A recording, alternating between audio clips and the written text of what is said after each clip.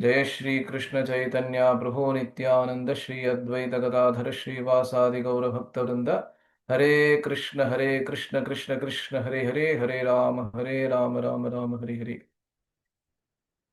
ನಮಸ್ಕಾರ ಎಲ್ಲರಿಗೆ ಮತ್ತೊಮ್ಮೆ ಸ್ವಾಗತ ಇವತ್ತಿನ ಷಡ್ಗೋಸ್ವಾಮಿ ವೈಭವದ ಚರ್ಚೆಗೆ। हरे ಶ್ರೀಲ ರೂಪ कृष्ण प्रभु ಗೋಸ್ವಾಮಿಯವರ चैतन्य। ಜೀವನ ಚರಿತ್ರೆಯ ಚರ್ಚೆ, ತದನಂತರ ಸನಾತನ ಗೋಸ್ವಾಮಿಯವರ ಜೀವನ ಚರಿತ್ರೆಯ ಚರ್ಚೆ, ರಘುನಾಥ ದಾಸ ಗೋಸ್ವಾಮಿಯವರ ಮತ್ತು ರಘುನಾಥ ಭಟ್ಟ ಗೋಸ್ವಾಮಿಯವರ ಜೀವನ ಚರಿತ್ರೆಯ ಚರ್ಚೆಯನ್ನ ಇವಾಗ ಮಾಡಿದ್ದೀವಿ। ಇದೀಗ ಐದನೆಯ ಗೋಸ್ವಾಮಿ ಗೋಪಾಲ ಭಟ್ಟ ಗೋಸ್ವಾಮಿ ಪ್ರಖ್ಯಾತರಾದಂಥವರು, ಅವರ ಬಗ್ಗೆ ಚರ್ಚೆಯನ್ನ ಮಾಡ್ತಾ ಇದ್ದೇವೆ। ಕಳೆದ ವಾರ ನಾವು ಭೇಟಿಯಾಗಿದ್ದಾಗ ಅವರ ಬಗ್ಗೆ ಸಣ್ಣದಾಗಿ ಅವರ ಬಾಲ್ಯದ ಬಗ್ಗೆ ನಾವು ಚರ್ಚೆ ಮಾಡಿದ್ವಿ। ಪುಣ್ಯವಾದಂತಹ ಶ್ರೀರಂಗ ಕ್ಷೇತ್ರದಲ್ಲಿ ಅವರ ಜನ್ಮವಾಗುತ್ತೆ। ವೆಂಕಟ ಭಟ್ಟ ಮತ್ತೆ ಅವರ ಧರ್ಮಪತ್ನಿಗೆ ಹುಟ್ಟಿದಂತಹ ಸುಪುತ್ರರು ಇವರು। ಇವರ ಚಿಕ್ಕಪ್ಪ, ಇಬ್ಬರು ಚಿಕ್ಕಪ್ಪರು ಇದ್ರು ಅವರಿಗೆ, ತಿರುಮಲ ಭಟ್ಟ ಮತ್ತೆ ಪ್ರಬೋಧಾನಂದ ಸರಸ್ವತಿ। ಆ ಪ್ರಬೋಧಾನಂದ ಸರಸ್ವತಿ ಅವರೇನೆ ಮುಂದಕ್ಕೆ ಹೋಗಿ ಸನ್ಯಾಸಾಶ್ರಮವನ್ನ ಸ್ವೀಕರಿಸಿ ಗೌಡಿಯ ವೈಷ್ಣವ ಸಂಪ್ರದಾಯದಲ್ಲಿ ಬಹಳ ದೊಡ್ಡ ಕೊಡುಗೆಯನ್ನ ಕೊಡ್ತಾರೆ। ಅದನ್ನ ಕೂಡ ನಾವು ಚರ್ಚೆ ಮಾಡಿದ್ವಿ।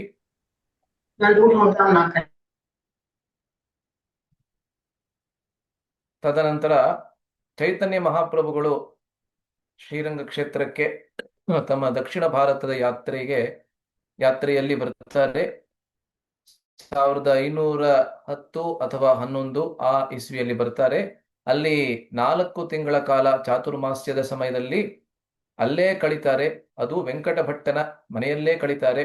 ಆರಂಭದಲ್ಲಿ ಬಂದಾಗ ಶ್ರೀ ರಂಗನಾಥನ ಶ್ರೀ ವಿಗ್ರಹದ ಮುಂದೆ ಹೇಗೆ ದಿವ್ಯವಾಗಿರತಕ್ಕಂತಹ ನರ್ತನವನ್ನ ಮಾಡ್ತಾರೆ, ಅದನ್ನ ನೋಡಿ ಅಲ್ಲಿ ನೆರೆದಿದ್ದಂತಹ ಸಮಸ್ತ ಶ್ರೀವೈಷ್ಣವರು ಕೂಡ ಅವರ ಪ್ರತಿ ಆಕರ್ಷಿತರಾಗಿ ಅವರಿಗೆ ತಮ್ಮ ಆ ಹೃತ್ಪೂರ್ವಕವಾದಂತಹ ವಂದನೆಗಳನ್ನ ಸಲ್ಲಿಸ್ತಾರೆ।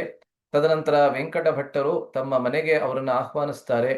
ಅಲ್ಲಿ ಅವರ ಚರಣ ಕಮಲಗಳನ್ನ ತೊಳೆದು ಆ ಚರಣಾಮೃತವನ್ನ ತಮ್ಮ ಮನೆಯವರ ಎಲ್ಲರಿಗೂ ಕೂಡ ಅದನ್ನ ನೀಡ್ತಾರೆ।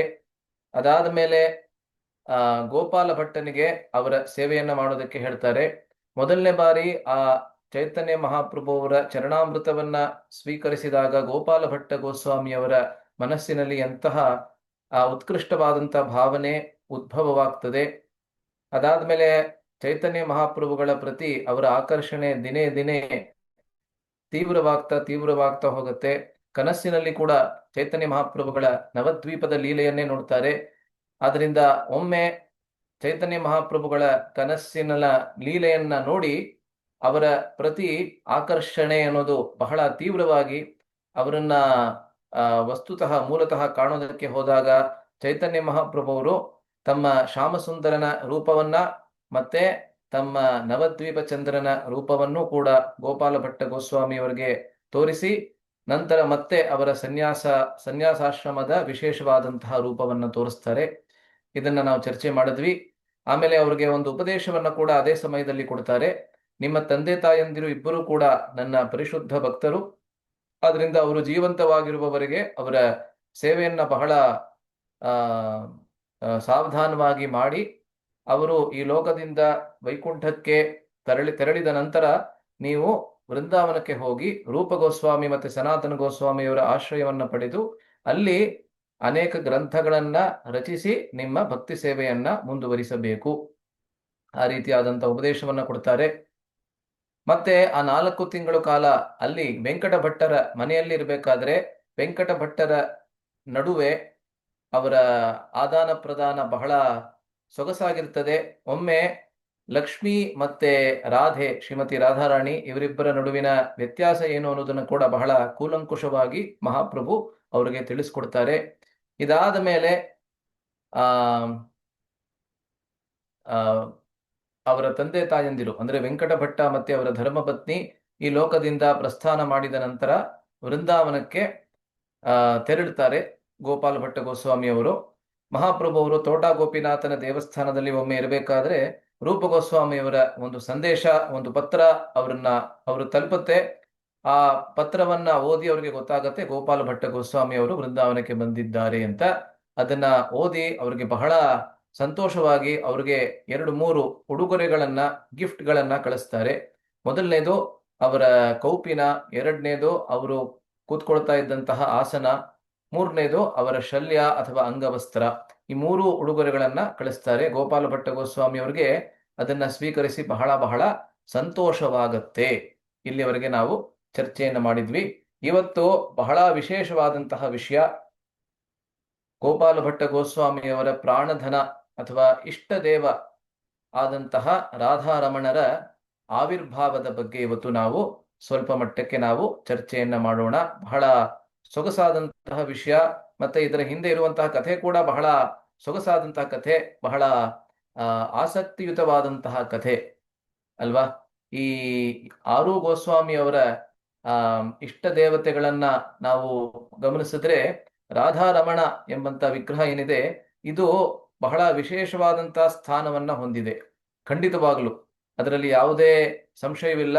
ಎಲ್ಲ ಆಚಾರ್ಯರು ಕೂಡ ಅದನ್ನೇ ಪ್ರತಿಧ್ವನಿಸಿದ್ದಾರೆ. ಅದರಿಂದ ಅದರ ಬಗ್ಗೆ ಇವತ್ತು ನಾವು ಚರ್ಚೆಯನ್ನ ಮಾಡೋಣ. ನನ್ನ ಸ್ಕ್ರೀನ್ ಅನ್ನ ಶೇರ್ ಮಾಡ್ಕೋತಾ ಇದ್ದೀನಿ, ಒಂದೇ ನಿಮಿಷ.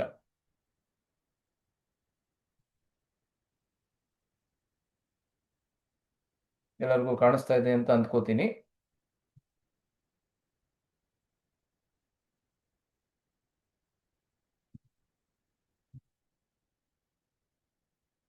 ಹರೇ ಕೃಷ್ಣ. ಶ್ರೀ ಶ್ರೀ ರಾಧಾರಮಣರ ಪ್ರಾಕಟ್ಯ ಇವತ್ತಿನ ವಿಷಯ. ಇದು ಗೋಪಾಲ ಭಟ್ಟ ಗೋಸ್ವಾಮಿಯವರ ಜೀವನದ ಬಗ್ಗೆ ಒಂದು ಸಂಕ್ಷಿಪ್ತವಾದಂತಹ ಮಾಹಿತಿ. ಅವರ ಜನ್ಮದ ವರುಷ ಅಥವಾ ಆವಿರ್ಭಾವದ ವರ್ಷ 1503 ಅಂತ ಸಾಮಾನ್ಯವಾಗಿ ಹೇಳ್ತಾರೆ. ಖಚಿತವಾಗಿ ಗೊತ್ತಿಲ್ಲ, ಆದರೆ ಸಾಮಾನ್ಯವಾಗಿ ಆ ರೀತಿ ಹೇಳ್ತಾರೆ. ತದನಂತರ ಅವರ ಜನ್ಮ ಕ್ಷೇತ್ರ ಶ್ರೀರಂಗ ಕ್ಷೇತ್ರ, ತಮಿಳುನಾಡಿನ ಬಹಳ ಪ್ರಸಿದ್ಧವಾದಂತಹ ಶ್ರೀ ವೈಷ್ಣವರ ಪ್ರಧಾನ ಕ್ಷೇತ್ರವಾದಂತಹ ಮೊದಲನೆಯ ದಿವ್ಯ ದೇಶವಾಗಿರ್ತಕ್ಕಂತಹ ಶ್ರೀರಂಗ ಕ್ಷೇತ್ರ. ಅವರ ತಂದೆ ಮತ್ತೆ ಅವರ ಚಿಕ್ಕಪ್ಪಂದಿರು ಅಲ್ಲಿ ಪ್ರಮುಖ ಅಥವಾ ಮುಖ್ಯ ಪೂಜಾರಿಗಳಾಗಿದ್ರು. ಅಲ್ಲಿ ವಾದ್ಯಾರ್ ಅಂತ ಕರೀತಾರೆ ತಮಿಳು ಭಾಷೆಯಲ್ಲಿ. ಅವರು ಮುಖ್ಯ ಪೂಜಾರಿಗಳಾಗಿದ್ರು ಶ್ರೀರಂಗದ ದೇವಸ್ಥಾನದಲ್ಲಿ, ರಂಗನಾಥ ಸ್ವಾಮಿಯ ದೇವಸ್ಥಾನದಲ್ಲಿ. ಶ್ರೀರಂಗಕ್ಕೆ ನಾವು ಅಂತ್ಯರಂಗ ಅಂತ ಕೂಡ ಕರಿತೀವಿ, ನಿಮಗೆ ಗೊತ್ತಿರಬೇಕು. ಆದಿರಂಗ, ಮಧ್ಯರಂಗ ಮತ್ತೆ ಅಂತ್ಯರಂಗ ಅಂತ ಇದೆ. ಆದಿರಂಗ ಮತ್ತೆ ಮಧ್ಯ ರಂಗ ಎರಡು ಕೂಡ ಕರ್ನಾಟಕದಲ್ಲಿದೆ, ಶ್ರೀರಂಗಪಟ್ಟಣ ಮತ್ತೆ ಶಿವನ ಸಮುದ್ರದಲ್ಲಿ. ಮತ್ತೆ ಅಂತ್ಯರಂಗ ಶ್ರೀರಂಗ ಕ್ಷೇತ್ರ. ಒಂದೇ ದಿವಸದಲ್ಲಿ ಈ 3 ವಿಗ್ರಹಗಳ ದರ್ಶನವನ್ನ ಮಾಡುವುದು ಬಹಳ ಪುಣ್ಯಕರ ಅಂತ ಅನೇಕರು ಹೇಳ್ತಾರೆ. ಅವರ ಸ್ವರೂಪ ಏನು ಅಂತ ಹೇಳಿದ್ರೆ ಅನಂಗಮಂಜರಿ ಅಥವಾ ಗುಣಮಂಜರಿ, ಅದನ್ನ ಕೂಡ ನಾವು ಚರ್ಚೆ ಮಾಡಿದ್ವಿ. ಅವರ ಆಚಾರ್ಯರು ಪ್ರಮುಖವಾಗಿ ಚೈತನ್ಯ ಮಹಾಪ್ರಭು ಅವರು. ಆದರೆ ಅವರ ದರ್ಶನವನ್ನ ಅವರು ಕೇವಲ ಆ 4 ತಿಂಗಳ ಸಮಯದಲ್ಲಿ ಶ್ರೀರಂಗದಲ್ಲಿ ಚಾತುರ್ಮಾಸ್ಯದ ಸಮಯದಲ್ಲಿ ಮಾತ್ರ ಮಾಡಿದ್ರು ಅಂತ ನಮ್ಮ ಇತಿಹಾಸ ಹೇಳುತ್ತೆ. ಎಲ್ಲ ಚೈತನ್ಯ ಮಹಾಪ್ರಭುಗಳ ಚರಿತ್ರೆಯ ಗ್ರಂಥಗಳು ಕೂಡ ಅದೇ ರೀತಿಯಲ್ಲಿ ಹೇಳುತ್ತೆ. ಅದರಿಂದ ಮತ್ತೊಬ್ರು ಆಚಾರ್ಯರು ಅವರಿಗೆ ಯಾರು ಆದ್ರು ಅಂತ ಹೇಳಿದ್ರೆ ಚೈತನ್ಯ ಮಹಾಪ್ರಭುವರ ಆದೇಶದ ಮೇರೆಗೆ ರೂಪ ಗೋಸ್ವಾಮಿ ಅವರು ವೃಂದಾವನದಲ್ಲಿ ಅವರ ಆಚಾರ್ಯರಾಗ್ತಾರೆ. ದರ್ಶನ ಅಚಿಂತ್ಯ ಭೇದ ತತ್ವ ಮಹಾಪ್ರಭುವರ ದರ್ಶನ. ಈ ಶ್ಲೋಕವನ್ನ ಕಳೆದ ಬಾರಿ ಕೂಡ ನಾವು ಚರ್ಚೆ ಮಾಡಿದ್ವಿ. ಗೋಪಾಲ ಭಟ್ಟ ಗೋಸ್ವಾಮಿಯವರ ಸ್ವರೂಪವನ್ನ ತಿಳಿಸುವಂತಹ ಶ್ಲೋಕ ಇದು. ಅನಂಗಮಂಜರಿಯ ಆಸೀತ್ ಸದ್ಯ ಗೋಪಾಲ ಭಟ್ಟಕಃ ಭಟ್ಟ ಗೋಸ್ವಾಮಿನಂ ಕೇಚಿತ್ ಆಹುಹು ಶ್ರೀ ಗುಣಮಂಜರಿ. ಅನಂಗಮಂಜರಿ ಅಂತ ಹೇಳಿದ್ರೆ ಬಲರಾಮನ ವಿಸ್ತಾರ. ಬಲರಾಮ ಕೃಷ್ಣನ ಲೀಲೆಯಲ್ಲಿ ಪ್ರತಿಯೊಂದು ಪಾತ್ರದಲ್ಲಿ ಸೇವೆಯನ್ನ ಮಾಡ್ತಾನೆ, ಪ್ರತಿಯೊಂದು ರಸದಲ್ಲಿ ಕೂಡ ಸೇವೆಯನ್ನ ಮಾಡ್ತಾನೆ ಅಂತ ನಾವು ಕೇಳಿದ್ದೀವಿ. ಅದರಿಂದ ಮಾಧುರ್ಯ ರಸದಲ್ಲಿ ಕೃಷ್ಣನ ಸೇವೆಯನ್ನ ಹೇಗೆ ಮಾಡ್ತಾನೆ ಅಂದ್ರೆ ತನ್ನನ್ನೇ ತಾನು ಅನಂಗಮಂಜರಿಯಾಗಿ ವಿಸ್ತಾರ ಮಾಡಿಕೊಂಡು ಶ್ರೀಕೃಷ್ಣನ ಸೇವೆಯನ್ನ ಮಾಡ್ತಾನೆ. ಆ ಅನಂಗಮಂಜರಿಯೇ ಸದ್ಯದಲ್ಲಿ ಅಂದ್ರೆ ಇದೀಗ ಚೈತನ್ಯ ಮಹಾಪ್ರಭು ಅವರ ಲೀಲೆಯಲ್ಲಿ ಗೋಪಾಲ ಭಟ್ಟ ಎಂಬಂತಹ ಹೆಸರನ್ನ ತಾಳಿ ಇಲ್ಲಿಗೆ ಬಂದಿದ್ದಾರೆ. ಮತ್ತು ಕೆಲವರು ಏನ್ ಹೇಳ್ತಾರೆ ಅಂತ ಹೇಳಿದ್ರೆ ಭಟ್ಟ ಗೋಸ್ವಾಮಿನಂ ಕೇಚಿತ್ ಶ್ರೀ ಗುಣಮಂಜರಿ ಆಹುಹು, ಅವರು ಗುಣಮಂಜರಿಯೂ ಆಗಿರಬಹುದು. ಅದರಿಂದ ಶಾಸ್ತ್ರನೇ ಈ ರೀತಿ ಹೇಳ್ತಾ ಇರೋದ್ರಿಂದ 2 ಸಾಧ್ಯತೆಗಳು ಇದೆ ಅಂತ ಶಾಸ್ತ್ರವೇ ಹೇಳ್ತಾ ಇದೆ. ಈ ಎಲ್ಲಾ ಶ್ಲೋಕಗಳು, ಈ ರೀತಿಯಾದಂತಹ ಸ್ವರೂಪದ ಶ್ಲೋಕಗಳು ಗೌಡಿಯ ವೈಷ್ಣವರ ಲೀಲೆಯ ಯಾವ ಯಾವ ಸ್ವರೂಪದ ಶ್ಲೋಕಗಳಿದೆ ಇದೆಲ್ಲವನ್ನ ನಾವು ಕವಿಕರ್ಣಪೂರ್ ಎಂಬಂತಹ ಮಹಾನುಭಾವರ ಗೌಡ ಗಣೋದ್ದೇಶ ದೀಪಿಕೆ ಎಂಬಂತಹ ಗ್ರಂಥದಲ್ಲಿ ಪಡ್ಕೋತೀವಿ. ಪ್ರತಿಯೊಬ್ಬ ಮಹಾನ್ ವ್ಯಕ್ತಿ, ಭಗವಂತನ ಪಾರ್ಷದರು ಯಾರು ಚೈತನ್ಯ ಲೀಲೆಯಲ್ಲಿ ಸಹಕರಿಸಿದ್ರು, ಆ ಎಲ್ಲ ಆಚಾರ್ಯರ ಮಹಾನುಭಾವರ ಸ್ವರೂಪ, ಮೂಲದಲ್ಲಿ ಸ್ವರೂಪ ಏನು ಅನ್ನೋದನ್ನ ಈ ಗ್ರಂಥ ನಮಗೆ ತಿಳಿಸುತ್ತೆ. ಆಯ್ತಾ? ಸೊ ಇದು ಅವರ ಸೂಕ್ಷ್ಮವಾದಂತಹ ಅಥವಾ ಲಘು ಪರಿಚಯ ಗೋಪಾಲ ಭಟ್ಟ ಗೋಸ್ವಾಮಿ ಅವರದು. ಇದನ್ನೆಲ್ಲ ನಾವು ಕಳೆದ ಬಾರಿ ನಾವು ಚರ್ಚೆಯನ್ನ ಮಾಡಿದ್ವಿ. ಇದನ್ನೇ ಇಲ್ಲಿ ನಾವು ನೋಡ್ತಾ ಇದ್ದೀವಿ. ಇದೀಗ ಮಹಾಪ್ರಭು ಅವ್ರಿಗೆ ಸುದ್ದಿ ಯಾವಾಗ ತಲುಪತ್ತೆ, ರೂಪ ಗೋಸ್ವಾಮಿ ಮತ್ತೆ ಸನಾತನ ಗೋಸ್ವಾಮಿ ಅವರ ಜೊತೆಯಲ್ಲಿ ಗೋಪಾಲ ಭಟ್ಟ ಗೋಸ್ವಾಮಿ ಅವರು ಕೂಡ ಬಂದು ಸೇರಿದ್ದಾರೆ. ಎಲ್ಲಿ ಅಂತ ಹೇಳಿದ್ರೆ ನಮ್ಮ ವೃಂದಾವನದ ಕ್ಷೇತ್ರದಲ್ಲಿ. ಆವಾಗ ಮಹಾಪ್ರಭು ಅವರಿಗೆ ಬಹಳ ಬಹಳ ಸಂತೋಷವಾಗತ್ತೆ. ತದನಂತರ ಆ ಉಡುಗೊರೆಗಳನ್ನ ಅವರು ಗೋಪಾಲ ಭಟ್ಟ ಗೋಸ್ವಾಮಿ ಅವರಿಗೆ ಕಳಿಸ್ತಾರೆ. ಇಲ್ಲಿವರೆಗೆ ಚರ್ಚೆ ಆಗಿತ್ತು. ಇನ್ನಿನ ಮುಂದಕ್ಕೆ ನಾವು ಇವಾಗ ಚರ್ಚೆಯನ್ನ ಮಾಡೋಣ. ನೋಡಿ, ಗೋಪಾಲ ಭಟ್ಟ ಗೋಸ್ವಾಮಿ ಅವರ ಆ ಒಂದು ಅಪಿಯರೆನ್ಸ್, ಅಂದ್ರೆ ಅವರ ಒಂದು ವರ್ಚಸ್ಸು, ಕರಿಸ್ಮಾ ಅಂತ ಹೇಳ್ತಾರಲ್ಲ, ಮತ್ತೆ ಅವರ ದೃಶ್ಯ ಹೇಗಿತ್ತು ಅನ್ನೋದ್ರ ಬಗ್ಗೆ ಇಲ್ಲಿ ಹೇಳ್ತಾ ಇದ್ದಾರೆ. ಇದನ್ನ ನಾನು ಪರಮ ಪೂಜ್ಯ ಇಂದ್ರಜುಮ್ನ ಸ್ವಾಮಿ ಮಹಾರಾಜರಿಂದ ಕೇಳಿದ್ದೆ. ಅವರನ್ನ ನೋಡಿದ್ರೆ ಆ ಒಬ್ಬ ವ್ಯಕ್ತಿಯ ಮನಸ್ಸಿನಲ್ಲಿ ಯಾವ ಒಂದು ಭಾವನೆ ಬರ್ತಾ ಇತ್ತು ಅಂತ ಹೇಳಿದ್ರೆ ಇಲ್ಲಿ ಕೊಟ್ಟಿದ್ದಾರೆ ನೋಡಿ. ಇಂಗ್ಲಿಷ್ ನಲ್ಲಿದೆ ಮತ್ತೆ ಕನ್ನಡದಲ್ಲಿ ಕೂಡ ಅದನ್ನ ಕೆಳಗಡೆ ಕೊಟ್ಟಿದ್ದೀನಿ. regal in appearance like a king amongst brahmanas, with a smile that shone with compassion. The other Goswamis of Vrindavana were his life air, and the Radharamana deity was his very soul. ಹೀಗಿದ್ರಂತೆ Gopala Bhatta Goswami ಅವರು. ಹೇಗಿದ್ರಂತೆ ಅಂತ ಹೇಳಿದ್ರೆ ಬ್ರಾಹ್ಮಣರಲ್ಲಿ ಒಬ್ಬ ರಾಜನಂತೆ ಇದ್ರಂತೆ. ಅಂದ್ರೆ ಅವರ ತೇಜಸ್ಸು, ಅವರ ಮುಖದ ಕಳೆ ಹೇಗೆ ಎಲ್ಲರನ್ನ ಪ್ರಭಾವಗೊಳಿಸ್ತಾ ಇತ್ತು ಅಂತ ಹೇಳಿದ್ರೆ, ಇವರು ಬ್ರಾಹ್ಮಣರಲ್ಲಿ ರಾಜಾಧಿರಾಜರಂತೆ ಇದ್ದಾರೆ ಅಂತ. ಹಾಗೆ ತೇಜೋಮಯವಾಗಿರ್ತಕ್ಕಂತಹ ವ್ಯಕ್ತಿತ್ವ ಅವರಲ್ಲಿ ಇತ್ತು. ಮತ್ತೆ ಅವರ ಮುಗುಳ್ನಗೆ ಏನಿತ್ತು, ಆ ಮುಗುಳ್ನಗೆಯಲ್ಲಿ ಅಪಾರ ಕಾರುಣ್ಯ ಅನ್ನೋದು, ಕರುಣೆ ಅನ್ನೋದು ತುಂಬಿ ಹರಿತಾ ಇತ್ತಂತೆ. ನಾವು ಅನೇಕ ಸನ್ಯಾಸಿಗಳನ್ನ ನೋಡಿದಾಗ್ಲೂ ಹಾಗೆ ಅನಿಸುತ್ತೆ. ಕೇವಲ ಒಂದೇ ಒಂದು ಸಣ್ಣ ಮುಗುಳ್ನಗೆಯಿಂದ ಅವರು ಅನೇಕ ವಾಕ್ಯಗಳನ್ನ ಹೇಳ್ಬಿಡ್ತಾರೆ ನಮಗೆ, ಅಲ್ವಾ? ಅವರ ಮನಸ್ಸಿನ ಅಂತರಾಳದಲ್ಲಿ ಏನಿದೆ ಅನ್ನೋದನ್ನ ನಾವು ಕೇವಲ ಅವರ ಮುಖಭಾವವನ್ನ ನೋಡಿಯೇ ಅರ್ಥ ಮಾಡಿಕೊಳ್ಳಬಹುದು, ಅಲ್ವಾ? ನಮ್ಮಲ್ಲಿ ಅನೇಕರು ಗುರು ಮಹಾರಾಜರ ಜೊತೆಗೆಯಲ್ಲಿ ಅಥವಾ ಇನ್ನಿತರ ಪ್ರಭುಪಾದರ ಶಿಷ್ಯರ ಜೊತೆಯಲ್ಲಿ ವೈಯಕ್ತಿಕವಾದಂತ ಒಡನಾಟವನ್ನ ಇಟ್ಕೊಳ್ಳುವಂತಹದ್ದು ಅಸಾಧ್ಯ ಅಂತ ಗೊತ್ತಿದ್ರೂ ಕೂಡ ಅವರ ದರ್ಶನವನ್ನ ನಾವೇನಕ್ಕೆ ಮಾಡ್ತೀವಿ ಅಂತ ಹೇಳಿದ್ರೆ, ಅವರು ಕೇವಲ ಒಂದೇ ಒಂದು ಬಾರಿ ನಮ್ಮನ್ನ ನೋಡಿ ಆ ಒಂದೇ ಒಂದು ಬಾರಿ ನಮಗೆ ಅವರ ಮುಗುಳ್ನಗೆಯನ್ನ ತೋರಿಸ್ತಾರ ಅಂತ ನಾವು ಕಾಯ್ತಾ ಇರ್ತೀವಿ ಎಷ್ಟೊಂದ್ಸತಿ, ಅಲ್ವೇ? ಏಕೆಂದ್ರೆ ಕೇವಲ ಒಂದೇ ಒಂದು ದೃಷ್ಟಿಯಿಂದಲೇ, ಆ ದೃಷ್ಟಿಪಾತದಿಂದಲೇ ಅನೇಕ ಶಬ್ದಗಳು ಏನ್ ಹೇಳೋದಕ್ಕೆ ಸಾಧ್ಯವಿಲ್ವೋ ಅದನ್ನೇ ಹೇಳ್ಬಿಡ್ತಾರೆ ಅವರು, ಅಲ್ವೇ? ಅದರಿಂದ ಗೋಪಾಲ ಭಟ್ಟ ಗೋಸ್ವಾಮಿ ಅವರ ಮುಗುಳ್ನಗೆ ಹೇಗಿತ್ತಂತ ಹೇಳಿದ್ರೆ ಅಪಾರ ಕಾರುಣ್ಯವನ್ನ ತುಂಬಿರುವಂತಹ ಮುಗುಳ್ನಗೆ ಆಗಿತ್ತಂತೆ ಅದು. ಇನ್ನಿತರ ಗೋಸ್ವಾಮಿಯರು ಯಾರಿದ್ರು? ಪ್ರಮುಖವಾಗಿ ಇನ್ನೂ 5 ಗೋಸ್ವಾಮಿಯರು ಮತ್ತೆ ಬೇರೆಯವರು ಕೂಡ, ಭೂಗರ್ಭ ಗೋಸ್ವಾಮಿ ಮತ್ತೆ ಬೇರೆಯವರು, ಲೋಕನಾಥ ಗೋಸ್ವಾಮಿ, ಇವರೆಲ್ಲರೂ ಈ 6 ಗೋಸ್ವಾಮಿಯವರು ಬಂದಿದ್ದಕ್ಕಿಂತ ಮುಂಚೆನೆ ವೃಂದಾವನದಲ್ಲಿ ಮಹಾಪ್ರಭುಗಳ ಆದೇಶದ ಮೇರೆಗೆ ಬಂದಂಥವರು. ಅವರೆಲ್ಲರೂ ಕೂಡ ಗೋಪಾಲ ಭಟ್ಟ ಗೋಸ್ವಾಮಿ ಅವರಿಗೆ ಅವರ ಶರೀರದ ಜೀವನಾಡಿಯಂತೆ ಇದ್ರಂತೆ, ಅಲ್ವಾ? ಅಂದ್ರೆ ಅಷ್ಟು ಒಂದು ಬಹಳ ವೈಯಕ್ತಿಕವಾದಂತಹ ಒಡನಾಟ, ವೈಯಕ್ತಿಕವಾದಂತಹ ಸಾಮೀಪ್ಯ ಅವರೆಲ್ಲರ ಜೊತೆಗೆ ಇವರಿಗೆ ಇತ್ತು. ಮತ್ತೆ ಆ ರಾಧಾರಮಣರ ವಿಗ್ರಹ ಏನಿತ್ತು ಅದು ಅವರ ಆತ್ಮದಂತೆ ಇತ್ತು. ಅಂದ್ರೆ ಆ ವಿಗ್ರಹದ ಸಲುವಾಗಿ ಅವರು ಏನನ್ ಬೇಕಾದ್ರೂ ಮಾಡೋದಕ್ಕೆ ತಯಾರಾಗಿದ್ರು. ಆತ್ಮದ ಉಳಿಗಾಲಕ್ಕೋಸ್ಕರ ನಾವ್ ಏನನ್ ಬೇಕಾದ್ರೂ ಮಾಡೋದಕ್ಕೆ ತಯಾರಾಗಿರ್ತೀವಿ, ಅಲ್ವಾ? ಅದೇ ರೀತಿಯಲ್ಲಿ ಇವರ ಆತ್ಮ ಅನ್ನೋದೇ ಆ ರಾಧಾರಮಣರ ವಿಗ್ರಹವಾಗಿತ್ತು ಅಂತ ಈ ಒಂದು ವಾಕ್ಯ ಹೇಳ್ತಾ ಇದೆ. ಇದನ್ನ ಬೇರೆ ಬೇರೆ ಗ್ರಂಥಗಳಲ್ಲಿ ನಾವು ನೋಡ್ತೀವಿ. ಪ್ರಮುಖವಾಗಿ ನಾವು ಏನ್ ನೋಡ್ತೀವಿ ಅಂದ್ರೆ, ಚೈತನ್ಯ ಚರಿತಾಮೃತದಲ್ಲಿ ಗೋಪಾಲ ಭಟ್ಟ ಗೋಸ್ವಾಮಿಯವರ ಬಗ್ಗೆ ಹೆಚ್ಚಾಗಿ ನಾವು ಮಾಹಿತಿಯನ್ನ ಪಡ್ಕೊಳ್ಳೋದಿಲ್ಲ. ಅದಕ್ಕೆ ಒಂದು ಪ್ರಮುಖವಾದಂತಹ ಕಾರಣ ಇದೆ. ಏನು ಅಂತ ಹೇಳಿದ್ರೆ, ಯಾವಾಗ ಕೃಷ್ಣದಾಸ ಕವಿರಾಜ ಗೋಸ್ವಾಮಿ ಅವರು ಚೈತನ್ಯ ಚರಿತಾಮೃತವನ್ನ ಬರೆಯೋದಕ್ಕೆ ಹೋಗ್ತಾರೆ, ಆವಾಗ ವೃಂದಾವನದಲ್ಲಿ ಇದ್ದಂತ ಎಲ್ಲಾ ಪ್ರಮುಖ ಗೌಡಿಯ ವೈಷ್ಣವರಿಂದ ಆಶೀರ್ವಾದವನ್ನ ಪಡೆದುಕೊಳ್ಳಬೇಕು ಅಂತ ಹೋಗ್ತಾರೆ. ಆದರೆ ಗೋಪಾಲ ಭಟ್ಟ ಗೋಸ್ವಾಮಿ ಅವರ ಹತ್ರ ಬಂದಾಗ ಗೋಪಾಲ ಭಟ್ಟ ಗೋಸ್ವಾಮಿ ಅವರು ಹೇಳ್ತಾರೆ, ನಾನು ನಿಮಗೆ ಆಶೀರ್ವಾದವನ್ನ ಕೊಡ್ತೀನಿ, ಆದರೆ ಒಂದೇ ಒಂದು ನಿಬಂಧನೆ ಇದೆ. ಯಾವ ಕಂಡೀಷನ್ ಇದೆ ಅಂತ ಹೇಳಿದ್ರೆ, ನನ್ನ ಹೆಸರನ್ನ ನಿಮ್ಮ ಗ್ರಂಥದಲ್ಲಿ ಎಲ್ಲಿಯೂ ಕೂಡ ಉಲ್ಲೇಖ ಮಾಡಬಾರದು. ಆ ನಿಬಂಧನೆಗೆ ನೀವು ಒಪ್ಪಿದ್ರೆ ಮಾತ್ರ ನನ್ನ ಆಶೀರ್ವಾದ ನಿಮ್ ಜೊತೆಯಲ್ಲಿ ಇರ್ತದೆ.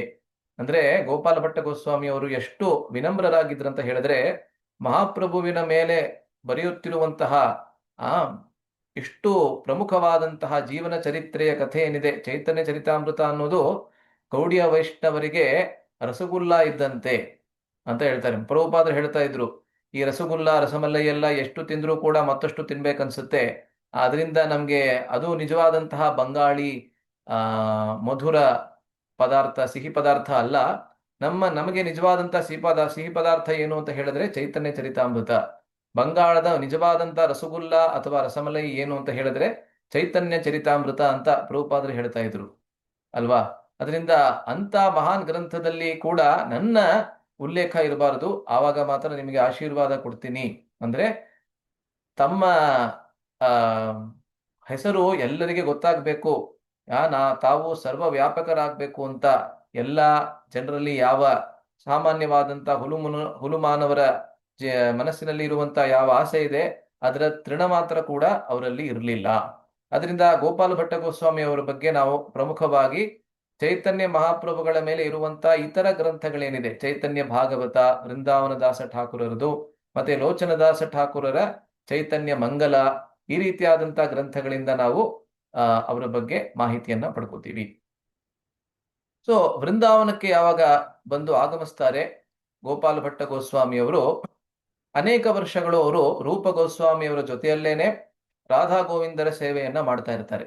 ಅಷ್ಟುದಾಗ್ಲೇ ರೂಪ ಗೋಸ್ವಾಮಿ ಅವರಿಗೆ ರಾಧಾ ಗೋವಿಂದ ವಿಗ್ರಹ ಏನಿದೆ, ಬಹಳ ಪ್ರಮುಖವಾದಂತಹ ವಿಗ್ರಹ, ಅದು ಅವ್ರಿಗೆ ಆಗ್ಲೇ ಸಿಕ್ಕಿತ್ತು. ಪ್ರತಿ ರಾತ್ರಿ ಬೇರೆ ಬೇರೆ ಮರಗಳ ಕೆಳಗಡೆ ಮಲಗಿ ಅವರ ಸೇವೆಯನ್ನ ಮಾಡ್ತಾ ಇರ್ತಾರೆ. ಇದ್ರ ಬಗ್ಗೆ ನಾವು ಆಗ್ಲೇ ಕೇಳಿದ್ದೀವಿ ರೂಪ ಗೋಸ್ವಾಮಿ ಅವ್ರ ಬಗ್ಗೆ 2-3 ತಿಂಗಳ ಹಿಂದೆ ಚರ್ಚೆ ಮಾಡಿದಾಗ. ಅದರಿಂದ ಗೋಪಾಲ ಭಟ್ಟ ಗೋಸ್ವಾಮಿ ಅವರು ವೃಂದಾವನಕ್ಕೆ ಬಂದಾಗ ಪ್ರಮುಖವಾಗಿ ರೂಪ ಗೋಸ್ವಾಮಿ ಅವರಿಗೆ ಸೇವೆಯನ್ನ ಮಾಡ್ತಾ ಇರ್ತಾರೆ. ಅವರನ್ನೇ ತಮ್ಮ ಗುರುಗಳಿಂದ ಅವರು ಸ್ವೀಕರಿಸ್ತಾರೆ. ಅವರ ಕೆಳಗಡೆ ಅನೇಕ ಸೇವೆಗಳನ್ನ ಮಾಡ್ತಾ ಇರ್ತಾರೆ. ರಾಧಾ ಗೋವಿಂದರಿಗೆ ವಿಶೇಷವಾದಂತಹ ಸೇವೆಯನ್ನ ಮಾಡ್ತಾ ಇರ್ತಾರೆ. ಅನೇಕ ವರ್ಷಗಳು ಇದೇ ರೀತಿಯಲ್ಲಿ ಕಳೀತವೆ. ಆದರೆ ಒಮ್ಮೆ ಒಂದು ರಾತ್ರಿ ಅವರು ಮಲಗಿರಬೇಕಾದ್ರೆ ಅವರ ಕನಸಿನಲ್ಲಿ ಚೈತನ್ಯ ಮಹಾಪ್ರಭು ಅವರು ಮತ್ತೆ ಬರ್ತಾರೆ. ಅನೇಕ ಬಾರಿ ಈ ರೀತಿ ನಾವು ನೋಡ್ತೀವಿ, ಗೋಪಾಲ ಭಟ್ಟ ಗೋಸ್ವಾಮಿ ಅವರ ಕನಸಿನಲ್ಲಿ ಚೈತನ್ಯ ಮಹಾಪ್ರಭು ಬಂದು ಬೇರೆ ಬೇರೆ ಆದೇಶಗಳನ್ನ ಕೊಡ್ತಾರೆ. ಈ ಬಾರಿ ಚೈತನ್ಯ ಮಹಾಪ್ರಭು ಅವರು ಅವರ ಕನಸಿನಲ್ಲಿ ಬಂದು, ದಯವಿಟ್ಟು ನೀವು ಗಂಡಕಿ ನದಿಯಲ್ಲಿ ಹೋಗಿ ಸ್ನಾನವನ್ನ ಮಾಡಿ ಬನ್ನಿ ಅಂತ ಹೇಳ್ತಾರೆ. ಗಂಡಕಿ ನದಿ ಅನ್ನೋದು ಇವತ್ತಿನ ನೇಪಾಳದಲ್ಲಿದೆ. ನಿಮ್ಗೆಲ್ಲರಿಗೂ ಅದು ಖಂಡಿತವಾಗ್ಲೂ ಗೊತ್ತೇ ಇದೆ ಅಲ್ವಾ. ಗಂಡಕಿ ನದಿ, ಎಷ್ಟು ಜನ ನೇಪಾಳಕ್ಕೆ ಹೋಗಿದ್ದೀರಾ ಇಲ್ಲಿ ದಯವಿಟ್ಟು ಹ್ಯಾಂಡ್ ರೈಸ್ ಮಾಡಿ. ಎಷ್ಟು ಜನ ನೇಪಾಳಕ್ಕೆ ಹೋಗಿದ್ದೀರಾ? ಯಾರು ಹೋಗಿಲ್ವಾ? ಓಕೆ, ಒಬ್ರು ಮಾತ್ರ ಕೈ ಎತ್ತಿದ್ದಾರೆ, ಬೇರೆ ಎಲ್ಲರೂ ಹೋಗಿಲ್ಲ ಅಂತ ಕಾಣುತ್ತೆ. ಯಾವಾಗ ಸಮಯ ಸಿಗತ್ತೆ ದಯವಿಟ್ಟು ಹೋಗ್ಬಿಟ್ಟು ಬನ್ನಿ. ಅನೇಕ ವೈಷ್ಣವ ಕ್ಷೇತ್ರಗಳು ಕೂಡ ಇದೆ. ಮುಖ್ಯವಾಗಿ ಗಂಡಕಿ ನದಿಯಲ್ಲಿ ನಮ್ಮ ಇಡೀ ಭಾರತದಲ್ಲಿ ಯಾವ ದೇವಸ್ಥಾನದಲ್ಲಿ ಕೂಡ ಶಾಲಗ್ರಾಮ ಶಿಲೆ ಅನ್ನೋದು ಇದ್ರೆ ಅದು ಮೂಲದಲ್ಲಿ ಅಲ್ಲಿಂದಾನೇ ಬಂದಿರುವಂತಹದ್ದು, ಗಂಡಕಿ ನದಿಯಿಂದ ಬಂದಿರುವಂತಹದ್ದು. ಮತ್ತೆ ಮುಕ್ತಿನಾಥ್ ಎಂಬಂತಹ ಕ್ಷೇತ್ರದಲ್ಲಿ ಕೂಡ ಒಂದು ದಿವ್ಯ ದೇಶ ಇದೆ, ನಿಮಗೆ ಗೊತ್ತಿರಬೇಕು. ಅದಲ್ಲದೆ ಪಶುಪತಿನಾಥ್ ದೇವಸ್ಥಾನ, ಶಿವನ ದೇವಸ್ಥಾನ ಕೂಡ ಬಹಳ ಪ್ರಸಿದ್ಧ. ಅಲ್ಲಿ ಅನೇಕ ಕ್ಷೇತ್ರಗಳಿವೆ, ಹೋಗಿ ಬರ್ಬೋದು. ಅದರಿಂದ ಗೋಪಾಲ ಭಟ್ಟ ಗೋಸ್ವಾಮಿ ಅವರಿಗೆ ಈ ರೀತಿಯಾದಂತಹ ಒಂದು ಆದೇಶ ಬರುತ್ತೆ. ಮಹಾಪ್ರಭುವನ ಕನಸಿನಲ್ಲಿ ಬಂದು ಅವ್ರು ಹೇಳ್ತಾರೆ, ದಯವಿಟ್ಟು ಗಂಡಕಿ ನದಿಯಲ್ಲಿ ಹೋಗಿ ನೀವು ಸ್ನಾನವನ್ನ ಮಾಡಿ ಬನ್ನಿ. ಅವಾಗ ಗೋಪಾಲ ಭಟ್ಟ ಗೋಸ್ವಾಮಿ ಅವರು ಅದನ್ನೇ ಆದೇಶ ಅಂತ ಸ್ವೀಕರಿಸಿ ಮಾರನೇ ದಿವಸನೇ ಹೊರಡ್ತಾರೆ. ಅನೇಕ ದಿವಸಗಳ ಪ್ರಯಾಣ ಅದು. ಉತ್ತರ ಪ್ರದೇಶದಿಂದ ಬಿಹಾರನ್ನ ದಾಟಿ ಬಿಹಾರಿಂದ ನೇಪಾಳಕ್ಕೆ ಬರಬೇಕು ಅಲ್ವಾ. ಇವತ್ತಿನ ಬಿಹಾರದಲ್ಲಿ ಅಥವಾ ಬಿಹಾರ್ ನೇಪಾಳ್ ಗಡಿ ಪ್ರದೇಶದಲ್ಲಿ ಜನಕ್ಪುರ್ ಕೂಡ ಇದೆ. ಜನಕ್ಪುರ್ ಅಂತ ಹೇಳಿದ್ರೆ ಆ ಸೀತೆಯ ಜನ್ಮಸ್ಥಾನ ಅಲ್ವಾ. ಅದನ್ನ ಭಾರತದವರು ಭಾರತ ಅಂತ ಹೇಳ್ತಾರೆ, ನೇಪಾಳದವರು ನೇಪಾಳ ಅಂತ ಹೇಳ್ತಾರೆ. ತೊಂದರೆ ಇಲ್ಲ, ನಮ್ಮಿಬ್ಬರ ಮಧ್ಯೆ ಯಾವುದೇ ಅಷ್ಟೊಂದು ಕಲಹ ಇಲ್ಲ, ಇಂಡಿಯಾ ಪಾಕಿಸ್ತಾನ್ ತರ. ಅದರಿಂದ ಏನ್ ತೊಂದರೆ ಇಲ್ಲ. ಅದರಿಂದ ಉತ್ತರ ಪ್ರದೇಶ, ಬಿಹಾರ ಮತ್ತೆ ನೇಪಾಳ್ ಅಲ್ವಾ. ಅದರಿಂದ ಆ ನೇಪಾಳಿಗೆ ಬಂದು ಅಲ್ಲಿ ಗಂಡಕಿ ನದಿಗೆ ಬರ್ತಾರೆ, ಅಲ್ಲಿ ಸ್ನಾನ ಮಾಡ್ತಾ ಇರ್ತಾರೆ, ಅಲ್ಲಿ ಅರ್ಘ್ಯ ಅರ್ಪಣೆಯನ್ನ ಮಾಡ್ತಾ ಇರ್ತಾರೆ. ಅವರು ತಮ್ಮ ಲೋಟವನ್ನ ಇಟ್ಕೊಂಡು ಅರ್ಘ್ಯ ಅರ್ಪಣೆಯನ್ನ ಮಾಡ್ತಾ ಇರಬೇಕಾದ್ರೆ 12 ಶಾಲಗ್ರಾಮ ಶಿಲೆಗಳು ಬಂದು ಆ ಲೋಟದಲ್ಲಿ ಬಂದು ಕೂರ್ತವೆ. ಇದು ಬಹಳ ಆಶ್ಚರ್ಯಜನಕವಾದಂತಹ ಸಂಗತಿ. ಏಕೆಂದ್ರೆ ಸಾಮಾನ್ಯವಾಗಿ ನೋಡಿ, ಶಾಲಗ್ರಾಮ ಆರಾಧನೆಯನ್ನ ಮಾಡಬೇಕು ಅಂತ ಹೇಳಿದ್ರೆ ಕೂಡ ನಾವಾಗೆ ಯಾವುದೇ ಶಾಲಗ್ರಾಮವನ್ನ ಪಡೆದುಕೊಳ್ಳಕ್ಕೆ ಹೋಗಬಾರದು ಅಂತ ಶಾಸ್ತ್ರ ಹೇಳುತ್ತೆ. ನಮ್ಮ ಮನೆತನದಲ್ಲಿ ಶಾಲಗ್ರಾಮ ಆರಾಧನೆ ಅನ್ನೋದು ಬಂದಿದ್ರೆ, ನಮ್ಮ ತಾತನಿಂದ ಅಥವಾ ಮುತ್ತಾತರಿಂದ ಬಂದು ನಮ್ಮ ತಂದೆಯಿಂದ ನಮಗೆ ಬಂದಿದ್ರೆ ಅದನ್ನ ಖಂಡಿತವಾಗ್ಲೂ ಮಾಡಲೇಬೇಕು. ಅಥವಾ ಬೇರೆ ವೈಷ್ಣವರು ನಮಗೆ ಉಪಹಾರದ ರೂಪದಲ್ಲಿ, ಉಡುಗೊರೆಯ ರೂಪದಲ್ಲಿ ನಮಗೆ ಕೊಟ್ಟಿದ್ರೆ ಅದನ್ನ ಖಂಡಿತವಾಗ್ಲೂ ಮಾಡಬೇಕು. ಆದರೆ ನಾವೇ ಶಾಲಗ್ರಾಮ ಆರಾಧನೆ ಮಾಡಬೇಕು ಅಂತ ಹೇಳಿ ನೇಪಾಳಿಗೆ ಟಿಕೆಟ್ ಅನ್ನ ಬುಕ್ ಮಾಡಿ ಗಂಡಕಿ ನದಿಗೆ ಹೋಗಿ ಅಲ್ಲಿ ಒಂದು ಶಾಲಗ್ರಾಮ ಶಿಲೆಯನ್ನ ತೆಗೆದುಕೊಂಡು ಬಂದು ಯಾವುದೇ ಪ್ರತಿಷ್ಠೆನೂ ಇಲ್ಲದೆ, ಪ್ರಾಣ ಪ್ರತಿಷ್ಠೆ ಇಲ್ಲದೆ ಅದನ್ನ ಆರಾಧನೆ ಮಾಡು. ಶಾಲಗ್ರಾಮ ಶಿಲೆಗೆ ಪ್ರಾಣ ಪ್ರತಿಷ್ಠೆ ಅನ್ನೋದೇನು ಇಲ್ಲ, ಆದ್ರೂ ಕೂಡ ಯಾವುದೇ ಅನುಮತಿ ಇಲ್ಲದೆ, ವರಿಷ್ಠರ ಅನುಮತಿ ಇಲ್ಲದೆ ಅದನ್ನ ಮಾಡುವಂತಹದ್ದು ಖಂಡಿತವಾಗ್ಲೂ ಸರಿ ಇಲ್ಲ ಅಂತ ಹೇಳ್ತಾರೆ ಅಲ್ವಾ. ಅದರಿಂದ ಗಂಡಕಿ ನದಿಗೆ ಹೋದ್ರೂ ಕೂಡ ನಾವು ಸ್ನಾನವನ್ನ ಮಾಡಿ ಬರ್ತೀವಷ್ಟೇನೆ, ಆ ಶಾಲಗ್ರಾಮವನ್ನ ಪಡೆದುಕೊಳ್ಳುವುದಕ್ಕಾಗಿ ಅಲ್ಲಿ ಹೋಗೋದಿಲ್ಲ. ಆದ್ರೆ ಇಲ್ಲಿ ನಾವು ನೋಡ್ತಾ ಇದ್ದೀವಿ 12, ಒಂದು ಅಲ್ಲ ಎರಡು ಅಲ್ಲ, 12 ಶಾಲಗ್ರಾಮ ಶಿಲೆಗಳು ಅವರ ಲೋಟಕ್ಕೆ ಬಂದು ಕೂರ್ತಾ ಇದೆ. ಮತ್ತೆ ಗೋಪಾಲ ಭಟ್ಟ ಗೋಸ್ವಾಮಿ ಅವ್ರಿಗೆ ಏನಿಸ್ತು, ಆಕಸ್ಮಿಕವಾಗಿ ಅಕಸ್ಮಾತ್ ಆಗಿ ಬಂದಿರಬೇಕು ಅಂತ ಹೇಳಿ ಅದನ್ನ ವಾಪಸ್ಸು ನೀರಿಗೆ ಬಿಟ್ಬಿಟ್ಟು ಮತ್ತೆ ಅರ್ಘ್ಯವನ್ನ ಮಾಡೋದಕ್ಕೆ ಕೆರೆಯ ನೀರನ್ನು ಕೆರೆಗೆ ಚೆಲ್ಲಿ ವರವ ಪಡೆದವರಂತೆ ಕಾಣಿರುವಂತ ಪುರಂದರದಾಸರು ಹೇಳೋ ಹಾಗೆ ಆ ಗಂಗೆ ನೀರನ್ನ ಗಂಗೆಗೆ ಚೆಲ್ಲುವುದರಿಂದ ನಾವು ಅವಳಿಗೆ ಮಾಡುವಂತಹ ಯಾವುದೇ ಉಪಕಾರವಿಲ್ಲ ಅಂತ ಹೇಳ್ತೀವಲ್ಲ. ಅದರಿಂದ ಅದೇ ರೀತಿಯಲ್ಲಿ ಗಂಡಕಿಯ ನೀರನ್ನ ಮತ್ತೆ ತೆಗೆದುಕೊಳ್ತಾರೆ ಅರ್ಘ್ಯವನ್ನ ಬಿಡಬೇಕು ಅಂತ ಹೇಳಿ. ಅವಾಗ ಮತ್ತೆ ಆ 12 ಶಾಲಗ್ರಾಮ ಶಿಲೆಗಳು ಬಂದು ಅದೇ ಲೋಟದಲ್ಲಿ ಕೂರುತ್ತೆ. ಈ ರೀತಿ 3-4 ಸತಿ ಆಗತ್ತೆ. ಅವಾಗ ಅವ್ರಿಗೆ ಗೊತ್ತಾಗತ್ತೆ ಇದು ಭಗವಂತನ ಇಚ್ಛೆ. ಮತ್ತೊಂದು ಏನು ವಿಸ್ಮಯ ಅಂತ ಹೇಳಿದ್ರೆ, ಅದೇ 12 ಶಾಲಗ್ರಾಮ ಶಿಲೆಗಳು ಬಂದು ಅವರ ಇದರಲ್ಲಿ ಅವರ ಲೋಟದಲ್ಲಿ ಕೂರ್ತಾ ಇದ್ವು. ಆವಾಗ ಅವ್ರಿಗೆ ಮತ್ತೊಂದು ಆದೇಶ ಅವ್ರಿಗೆ ನೆನಪಾಗತ್ತೆ. ಏನಂದ್ರೆ, ಅನೇಕ ವರ್ಷಗಳ ಹಿಂದೆ ಚೈತನ್ಯ ಮಹಾಪ್ರಭು ಅವರು ಯಾವಾಗ ಅವ್ರಿಗೆ ಉಡುಗೊರೆಯನ್ನ ಕಳಿಸಿದ್ರು, ಅವರ ಆಸನ ಎಲ್ಲವನ್ನ ಕಳಿಸಿದ್ರಲ್ಲ, ಅವಾಗ ಮತ್ತೊಂದು ಕೂಡ ಏನ್ ಹೇಳಿದ್ರು ಅವ್ರಿಗೆ ಅಂತ ಹೇಳಿದ್ರೆ, ಶಾಲಗ್ರಾಮ ಶಿಲೆಗಳ ಆರಾಧನೆಯನ್ನ ನೀವು ಮಾಡಬೇಕು ಅಂತ ಹೇಳಿದ್ರು ಅಲ್ವಾ. ಇದು ಕೂಡ ಅವ್ರಿಗೆ ಇವಾಗ ನೆನಪಾಗತ್ತೆ. ಅದರಿಂದ 12 ಶಾಲಗ್ರಾಮ ಶಿಲೆಗಳಿಗೆ ಒಂದು ಸಂಪುಟವನ್ನ ಮಾಡಿಸ್ಕೊಂಡು ಅದನ್ನ ವಾಪಸ್ಸು ವೃಂದಾವನಕ್ಕೆ ಕರ್ಕೊಂಡು ಹೋಗ್ತಾ ಇರ್ತಾರೆ.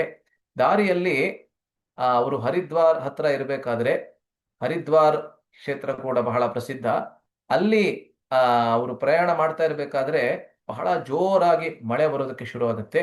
ಅದರಿಂದ ಒಬ್ಬ ಗೃಹಸ್ಥರ ಮನೆಗೆ ಅವರು ಹೋಗ್ತಾರೆ. ಗೃಹಸ್ಥರ ಮನೆಯಲ್ಲಿ 1-2 ದಿವಸ ಇರ್ತಾರೆ.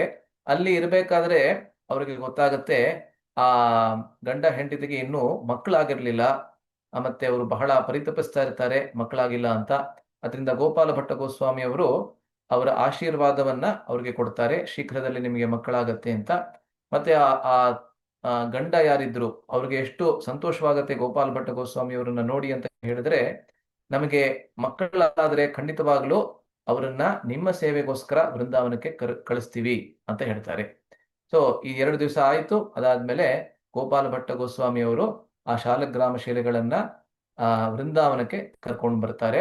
ಅಲ್ಲಿ ವೃಂದಾವನದಲ್ಲಿ ಬಹಳ ಸೊಗಸಾಗಿ, ಬಹಳ ಸೂಕ್ಷ್ಮವಾಗಿ ಮತ್ತೆ ಎಲ್ಲ ವಿವರಾತ್ಮಕವಾಗಿ ಆ ಶಾಲಗ್ರಾಮ ಆರಾಧನೆಯನ್ನ ಮಾಡೋದಕ್ಕೆ ಅವರು ಶುರು ಮಾಡ್ತಾರೆ.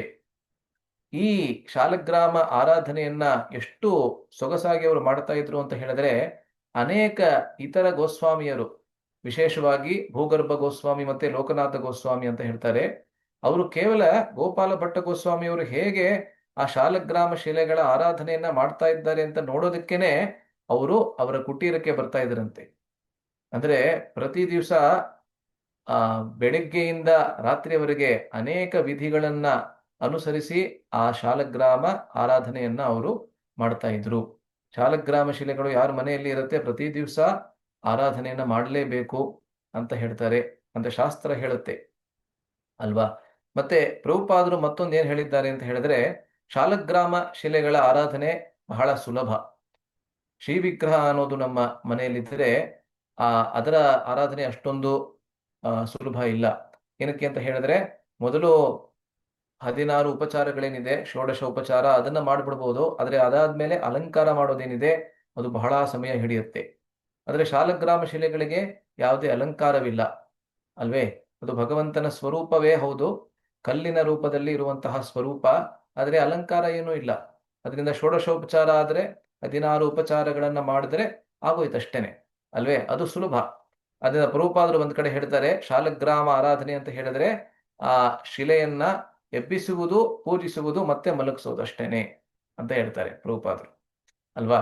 ಸೊ ಈ ರೀತಿಯಲ್ಲಿ ಅನೇಕ ವರ್ಷಗಳ ಕಾಲ ಗೋಪಾಲ ಭಟ್ಟ ಗೋಸ್ವಾಮಿಯವರು ಅದೇ ಶಾಲಗ್ರಾಮ ಶಿಲೆಗಳನ್ನ 12 ಶಾಲಗ್ರಾಮ ಶಿಲೆಗಳನ್ನ ಪ್ರತಿ ದಿವಸ ಬಹಳ ಶುಶ್ರೂಷೆಯಿಂದ ಅವರು ಆರಾಧನೆಯನ್ನ ಮಾಡ್ತಾ ಇರ್ತಾರೆ. ಆದ್ರೆ ಅವರ ಮನಸ್ಸಿನಲ್ಲಿ ಒಂದು ತೀವ್ರ ಇಚ್ಛೆ ಅನ್ನೋದು ಉದ್ಭವ ಆಗತ್ತೆ. ಬೇರೆ ಎಲ್ಲಾ ಗೋಸ್ವಾಮಿಗಳು ಕೂಡ ತಮ್ಮ ತಮ್ಮ ವಿಗ್ರಹವನ್ನ ಆರಾಧಿಸ್ತಾ ಇದ್ದಾರೆ. ರೂಪ ಗೋಸ್ವಾಮಿಯವರು ರಾಧಾ ಗೋವಿಂದರನ್ನ, ಸನಾತನ ಗೋಸ್ವಾಮಿಯವರು ರಾಧಾ ಮದನ ಮೋಹನರನ್ನ, ಅದೇ ರೀತಿ ಲೋಕನಾಥ ಗೋಸ್ವಾಮಿಯವರು ರಾಧಾ ವಿನೋದರನ್ನ, ಈ ರೀತಿ ಎಲ್ಲಾ ಗೋಸ್ವಾಮಿಯವರು ತಮ್ಮ ವೈಯಕ್ತಿಕವಾದಂತಹ ವಿಗ್ರಹದ ಆರಾಧನೆಯಲ್ಲಿ ತೊಡಗಿದ್ದಾರೆ. ಆದರೆ ನನಗೆ ಯಾವ ವಿಗ್ರಹವಿಲ್ಲ, ಯಾವುದಾದರೂ ಒಂದು ಕೂಡ ಲಭ್ಯವಾದ್ರೆ ನಾನು ಕೂಡ ಮಾಡಬಹುದು ತೀವ್ರವಾದಂತ ಇಚ್ಛೆ ಅವರ ಮನಸ್ಸಿನಲ್ಲಿ ಇರುತ್ತೆ. ಒಬ್ಬ ಬಹಳ ಶ್ರೀಮಂತ ವ್ಯಕ್ತಿ ಬಂದು ಎಲ್ಲಾ ಗೋಸ್ವಾಮಿಗಳಿಗೆ ಆ ಬೇರೆ ಬೇರೆ ಆಭರಣಗಳನ್ನ ಉಡುಗೆಗಾಗಿ ರೂಪದಲ್ಲಿ ಕೊಡ್ತಾರೆ. ಏನಕ್ಕೆ ಅಂತ ಹೇಳಿದ್ರೆ ವಸ್ತುಗಳ ಅವಶ್ಯಕತೆ ಇದೆ. ಅದರಿಂದ ಈ ಶ್ರೀಮಂತ ವ್ಯಕ್ತಿ ಬಂದು ಪ್ರತಿಯೊಬ್ಬ ಗೋಸ್ವಾಮಿಯ ವಿಗ್ರಹಕ್ಕೋಸ್ಕರ ಬೇರೆ ಬೇರೆ ಆಭರಣಗಳನ್ನ, ಬಟ್ಟೆಯನ್ನ, ಕೊಳಲನ್ನ, ಮತ್ತೆ ನವಿಲುಗರಿಯನ್ನ ಎಲ್ಲವನ್ನ ಕೊಡ್ತಾರೆ. ಅದೇ ರೀತಿಯಲ್ಲಿ ಗೋಪಾಲ ಭಟ್ಟ ಗೋಸ್ವಾಮಿ ಅವರ ಹತ್ರ ಕೂಡ ಬರ್ತಾರೆ. ಆದ್ರೆ ಗೋಪಾಲ ಭಟ್ಟ ಗೋಸ್ವಾಮಿ ಹೇಳ್ತಾರೆ, ನನ್ನ ಹತ್ರ ಕೇವಲ ಶಾಲಗ್ರಾಮ ಶಿಲೆಗಳಿವೆ, ಯಾವುದೇ ಆಭರಣಗಳು ಅವುಗಳಿಗೆ ಅವಶ್ಯಕವಿಲ್ಲ. ಆದರೆ ನಾನು ನಿಮ್ಮ ಆಭರಣಗಳನ್ನ ಸ್ವೀಕರಿಸಿದ್ರೂ ಕೂಡ ಯಾವುದೇ ಉಪಯೋಗ ಬರೋದಿಲ್ಲ. ಅದರಿಂದ ದಯವಿಟ್ಟು ನನಗೆ ನೀಡೋದಕ್ಕೆ ಅವಶ್ಯಕತೆ ಇಲ್ಲ ಅಂತ ಹೇಳ್ತಾರೆ. ಆದರೆ ಶ್ರೀಮಂತ ಹಾಗಿದ್ರೂ ಕೂಡ ಬಲವಂತವಾಗಿ ಅನೇಕ ಆಭರಣಗಳನ್ನ, ಬೇರೆ ಎಲ್ಲಾ ಗೋಸ್ವಾಮಿಗಳ ವಿಗ್ರಹಕ್ಕೆ ಯಾವ ಯಾವ ಆಭರಣಗಳನ್ನ ಕೊಟ್ಟಿದ್ನೋ ಅದೇ ಆಭರಣಗಳನ್ನ ಇವರಿಗೆ ಕೂಡ, ಗೋಪಾಲ ಭಟ್ಟ ಗೋಸ್ವಾಮಿ ಅವರಿಗೆ ಕೂಡ ಕೊಡ್ತಾನೆ. ಇದನ್ನ ಸ್ವೀಕರಿಸಿದ ನಂತರ ಗೋಪಾಲ ಭಟ್ಟ ಗೋಸ್ವಾಮಿಯವರ ಮನಸ್ಸಿನ ಇಚ್ಛೆ ಮತ್ತಷ್ಟು ತೀವ್ರವಾಗತ್ತೆ. ಖಂಡಿತವಾಗಲೂ ಇವಾಗ ನನಗೆ ಒಂದು ವಿಗ್ರಹ ಬೇಕೇ ಬೇಕು ಎಂಬಂತಹ ಪರಿಸ್ಥಿತಿಗೆ ಅವರು ಬರ್ತಾರೆ. ಮತ್ತೆ ಅದೇ ರಾತ್ರಿ ಅವರು ಮಲಗಿರಬೇಕಾದ್ರೆ ಚೈತನ್ಯ ಮಹಾಪ್ರಭು ಕೂಡ ಅವರ ಕನಸಿನಲ್ಲಿ ಬಂದು, ನಿಮ್ಮ ಶಾಲಗ್ರಾಮ ಶಿಲೆಗಳೇನಿವೆ ಅದರಲ್ಲಿ ಒಂದು ಅತಿ ಶೀಘ್ರವಾಗಿ ಒಂದು ವಿಗ್ರಹದ ರೂಪವನ್ನು ತಾಳುತ್ತೆ. ನೀವು ಎಷ್ಟು ತೀವ್ರವಾಗಿ ಅವರ ಆರಾಧನೆಯನ್ನ ಮಾಡ್ತೀರಾ ಮತ್ತು ಎಷ್ಟು ತೀವ್ರವಾಗಿ ನಿಮ್ಮ ಇಚ್ಛೆ ಇರುತ್ತೆ ಅದರ ಮೇಲೆ ನಿರ್ಭರವಾಗಿ ಅತಿ ಶೀಘ್ರದಲ್ಲಿ ಆ ಒಂದು ವಿಗ್ರಹ ಒಂದು ಶಾಲಗ್ರಾಮ ಶಿಲೆ ವಿಗ್ರಹದ ರೂಪವನ್ನ ತಾಳುತ್ತೆ ಅಂತ ಮಹಾಪ್ರಭು ಅವರು ಬಂದು ಅವರ ಕನಸಿನಲ್ಲಿ ಹೇಳ್ತಾರೆ.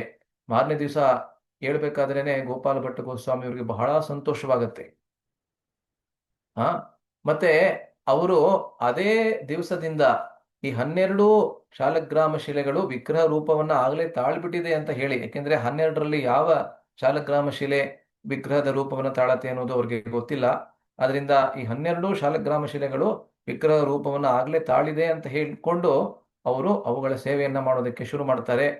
ಹೇಗೆ ಒಂದು ವಿಗ್ರಹಕ್ಕೆ ಬೆಳಿಗ್ಗೆ ನಾವು ಎಬ್ಬಿಸ್ಬೇಕಾದ್ರೆ ಆ ರೀತಿಯಾದಂಥ ಸೇವೆಯನ್ನ ಮಾಡ್ತೀವಿ, ಛಪ್ಪನ್ ಭೋಗ್ ಅದನ್ನ ನೈವೇದ್ಯ ಮಾಡ್ತೀವಿ, ಮತ್ತೆ ರಾತ್ರಿ ಮಲಗೋದಕ್ಕಿಂತ ಮುಂಚೆ ಶಯನ ಸೇವೆ ಕೂಡ ಮಾಡಿಸ್ತೀವಿ, ಉಯ್ಯಾಲೆಯಲ್ಲಿ ಸೇವೆಯನ್ನ ಮಾಡಿಸ್ತೀವಿ, ಅದೇ ರೀತಿಯಲ್ಲಿ ಅವರು ಮಾಡೋದಕ್ಕೆ ಶುರು ಮಾಡ್ತಾರೆ 12 ಶಾಲಗ್ರಾಮ ಶಿಲೆಗಳಿಗೆ ಅಲ್ವಾ. ರಾತ್ರಿ ಮಲಗೋದಕ್ಕಿಂತ ಮುಂಚೆ ವಿಶೇಷವಾಗಿ ಉಯ್ಯಾಲೆಯ ಸೇವೆಯನ್ನ ಮಾಡಿಸ್ತಾ ಇದ್ರಂತೆ.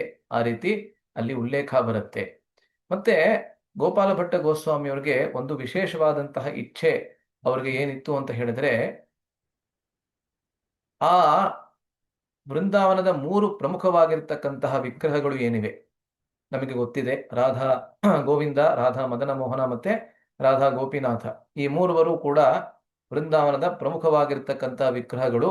ಮತ್ತೆ ಗೌಡಿಯ ವೈಷ್ಣವರಿಗೆ ಈ 3 ವಿಗ್ರಹಗಳು 3 ತತ್ವಗಳನ್ನ ಪ್ರತಿನಿಧಿಸ್ತವೆ. 3 ತತ್ವಗಳ ಪ್ರತೀಕ ಈ 3 ವಿಗ್ರಹಗಳು. ರಾಧಾ ಮದನ ಮೋಹನ ಸನಾತನ ಗೋಸ್ವಾಮಿಯ ವಿಗ್ರಹ ಅದು ಸಂಬಂಧ ತತ್ವದ ಪ್ರತಿನಿಧಿ ಅಥವಾ ಪ್ರತೀಕ. ಮತ್ತೆ ರಾಧಾ ಗೋವಿಂದರ ವಿಗ್ರಹ, ರೂಪ ಗೋಸ್ವಾಮಿಯವರ ವಿಗ್ರಹ ಅದು ಅಭಿಧೇಯ ತತ್ವದ ಪ್ರತೀಕ.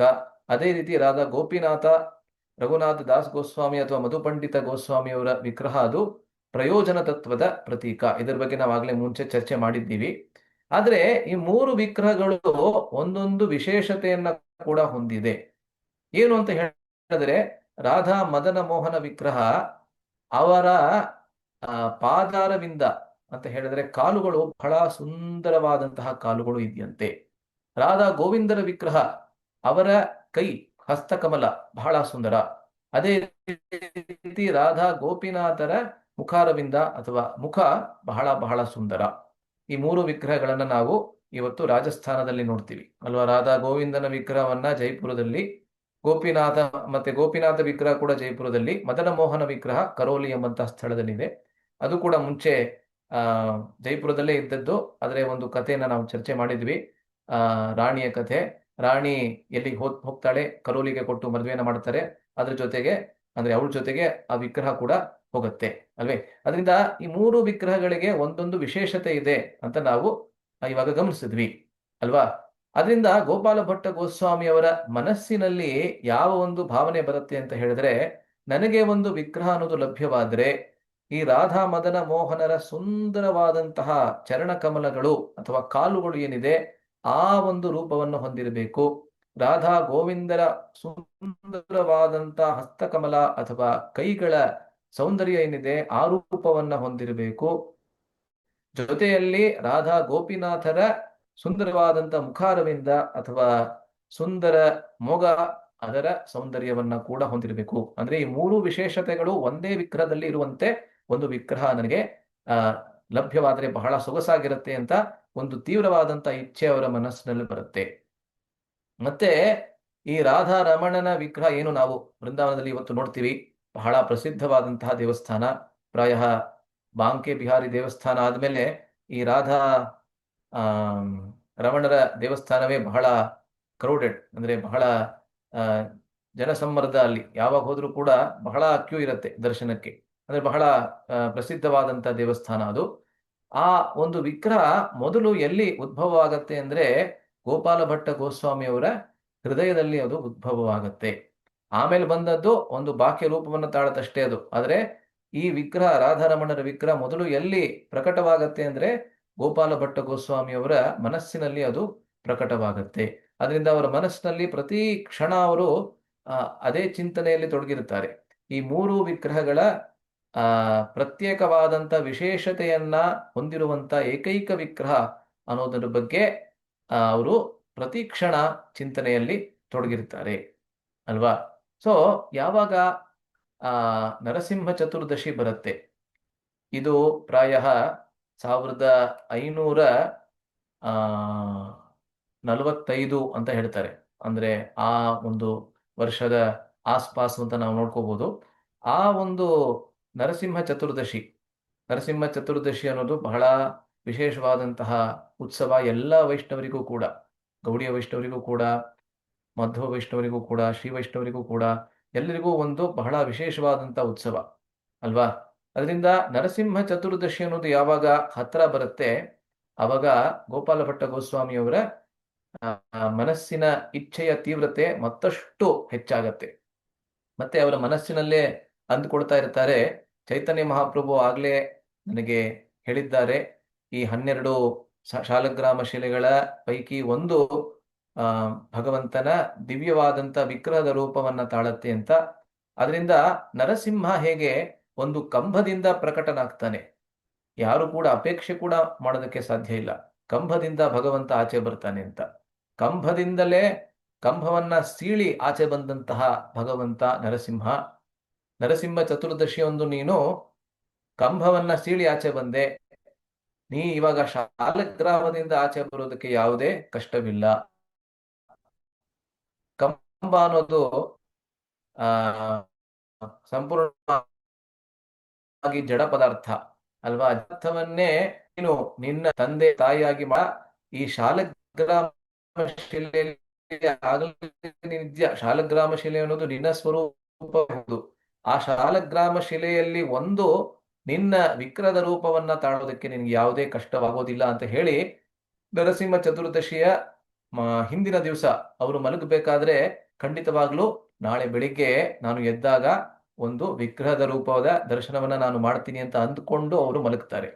ಆದ್ರೆ ಮಾರನೇ ದಿವಸ ಬೆಳಿಗ್ಗೆ ಎದ್ದು ನೋಡ್ತಾರೆ, ಯಾವುದೇ ವಿಗ್ರಹದ ರೂಪವನ್ನ ಯಾವುದೇ ಶಾಲಗ್ರಾಮ ಶಿಲೆ ತಾಳಿರೋದಿಲ್ಲ. ಇದನ್ನ ನೋಡಿ ಅವ್ರಿಗೆ ಬಹಳ ಬಹಳ ಆ ನೋವಾಗತ್ತೆ, ಬಹಳ ದುಃಖವಾಗತ್ತೆ. ಯಾಕೆಂದ್ರೆ ಮಹಾಪ್ರಭು ಆಗ್ಲೇ ಭವಿಷ್ಯವಾಣಿ ಮಾಡ್ಬಿಟ್ಟಿದ್ದಾರೆ, ಹೇಳ್ಬಿಟ್ಟಿದ್ದಾರೆ. ಮತ್ತೆ ಇದೇ ನರಸಿಂಹ ಚತುರ್ದಶಿಯ ದಿವಸವೇ ಅದು ಸಾಬೀತಾಗತ್ತೆ ಅಂತ ಅವರು ಮನಸ್ಸಿನ ಅಂತರಾಳದಲ್ಲಿ, ಹೃದಯದ ಅಂತರಾಳದಲ್ಲಿ ಅವರು ಅಪೇಕ್ಷೆ ಮಾಡ್ತಾ ಇದ್ರು. ಆದ್ರೆ ಅದು ಆಗ್ಲಿಲ್ಲ ಅಂತ ಹೇಳಿ ಅವ್ರಿಗೆ ಬಹಳ ದುಃಖವಾಗತ್ತೆ. ಮತ್ತೆ ಅವರಿಗೆ ಈ ಶಾಲಗ್ರಾಮ ಶಿಲೆಗಳ ಜೊತೆಯಲ್ಲಿ ಯಾವ ಅದ್ಭುತವಾದಂತಹ ಸಂಬಂಧವಿತ್ತು ಅಂತ ಹೇಳಿದ್ರೆ, ಅವರು ಅವ್ರ ಜೊತೆಗೆ ಮಾತಾಡ್ತಾ ಇದ್ರು. ಮತ್ತೆ ಒಂದೊಂದು ಸಮಯದಲ್ಲಿ ಅವರು ಬಹಳ ಕಠೋರವಾದಂತ ವಚನದಲ್ಲಿ ಕೂಡ ಶಾಲಗ್ರಾಮ ಶಿಲೆಯ ಜೊತೆ ಮಾತಾಡ್ತಾ ಇದ್ರಂತೆ. ಅದರಿಂದ ಹೀಗೆ ಪ್ರಕಟ ಆಗದೇ ಇದ್ದದ್ದನ್ನ ನೋಡಿ ಅವ್ರಿಗೆ ಕೋಪ ಬಂದ್ಬಿಡುತ್ತೆ. ಈ ರೀತಿಯಲ್ಲಿ ಇಂದ್ರದ್ಯುಮ್ನ ಸ್ವಾಮಿ ಮಹಾರಾಜ್ ಅವರು ಬಹಳ ಚೆನ್ನಾಗಿ ಹೇಳ್ತಾರೆ. ಅವ್ರಿಗೆ ಕೋಪ ಬಂದು, ನಾನಿವಾಗ ಯಮುನೆಯಲ್ಲಿ ಸ್ನಾನ ಮಾಡಿ ವಾಪಸ್ ಬರ್ತೀನಿ, ಅಷ್ಟರಲ್ಲಿ ಯಾವುದೋ ಒಂದು ವಿಗ್ರಹದ ರೂಪ ನಾನು ನೋಡದೆ ಹೋದ್ರೆ ನಾನೇ ಅದನ್ನ ನನ್ನ ಕತ್ ಮೇಲೆ ಹಾಕೊಂಡು ವಾಪಸ್ಸು ಯಮುನೆಗೆ ಹೋಗಿ ಯಮುನೆಯಲ್ಲಿ ಧುಮುಕಿ ಪ್ರಾಣವನ್ನ ಬಿಟ್ಬಿಡ್ತೀನಿ.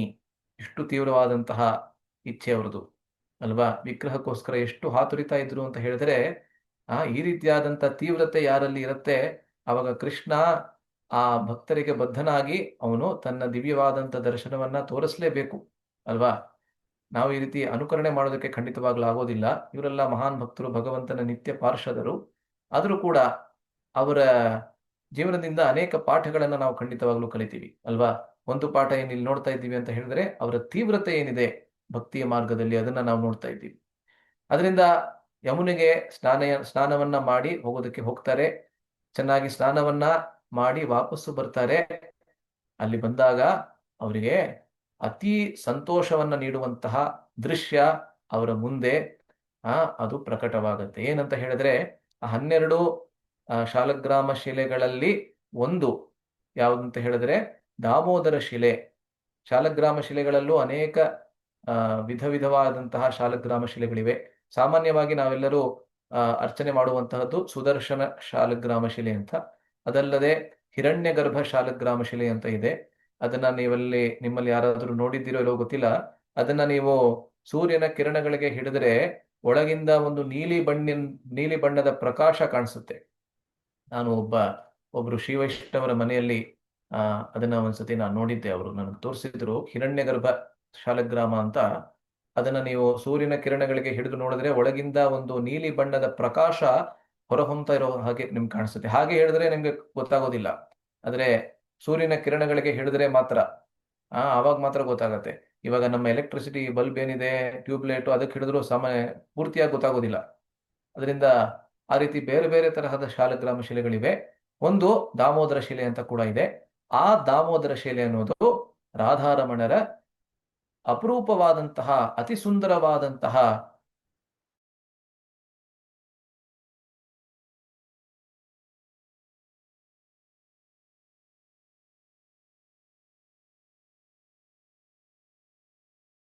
ಅವರಿಗೆ ಎಷ್ಟು ಸಂತೋಷವಾಗತ್ತೆ ಅಂತ ಹೇಳಿದರೆ ಅವರು ಮೂರ್ಛೆ ತಪ್ಪಿ ಬಿದ್ದುಬಿಡ್ತಾರೆ.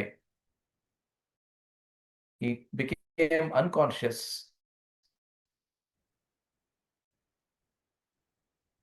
ಅಲ್ವಾ? ಭಗವಂತನ ಭಕ್ತರು ಆ ದರ್ಶನವನ್ನ ಮಾಡಿ ಅವರ ಮನಸ್ಸಿನ ಭಾವನೆಗಳನ್ನ ತಡ್ಕೊಳಕ್ಕಾಗದೇನೆ, ಅದನ್ನ ಸಹಿಸ್ಕೊಳಕ್ಕಾಗದೆ ತಕ್ಷಣ ಮೂರ್ಛಿತರಾಗ್ಬಿಡ್ತಾರೆ. ಚೈತನ್ಯ ಮಹಾಪ್ರಭುವರು ಮೊದಲನೇ ಬಾರಿ ಜಗನ್ನಾಥನ ದರ್ಶನವನ್ನ ಮಾಡಿದಾಗ ಕೂಡ ಅವ್ರಿಗೆ ಆ ಆ ಭಾವನೆ ಎಷ್ಟು ತೀವ್ರವಾಗಿ ಉದ್ಭವವಾಗತ್ತೆ ಅಂತ ಹೇಳಿದ್ರೆ ತಕ್ಷಣ ಅಲ್ಲೇ ಮೂರ್ಛಿತರಾಗ್ಬಿಡ್ತಾರೆ. ತದನಂತರ ನಾವು ನೋಡಿದ್ದೀವಿ, ಆಮ್, ಆ ಸಾರ್ವಭೌಮ ಭಟ್ಟಾಚಾರ್ಯರು ಅವರನ್ನ ತಮ್ಮ ಮನೆಗೆ ಕರ್ಕೊಂಡು ಹೋಗ್ತಾರೆ. ಇದೆಲ್ಲವನ್ನ ನಾವು ನೋಡಿದ್ದೀವಿ ಅಲ್ವಾ? ಸೊ ಅದೇ ರೀತಿಯಲ್ಲಿ ಇಲ್ಲಿ ಗೋಪಾಲ ಭಟ್ಟ ಗೋಸ್ವಾಮಿ ಅವರು ಮೂರ್ಛಿತರಾಗ್ಬಿಡ್ತಾರೆ.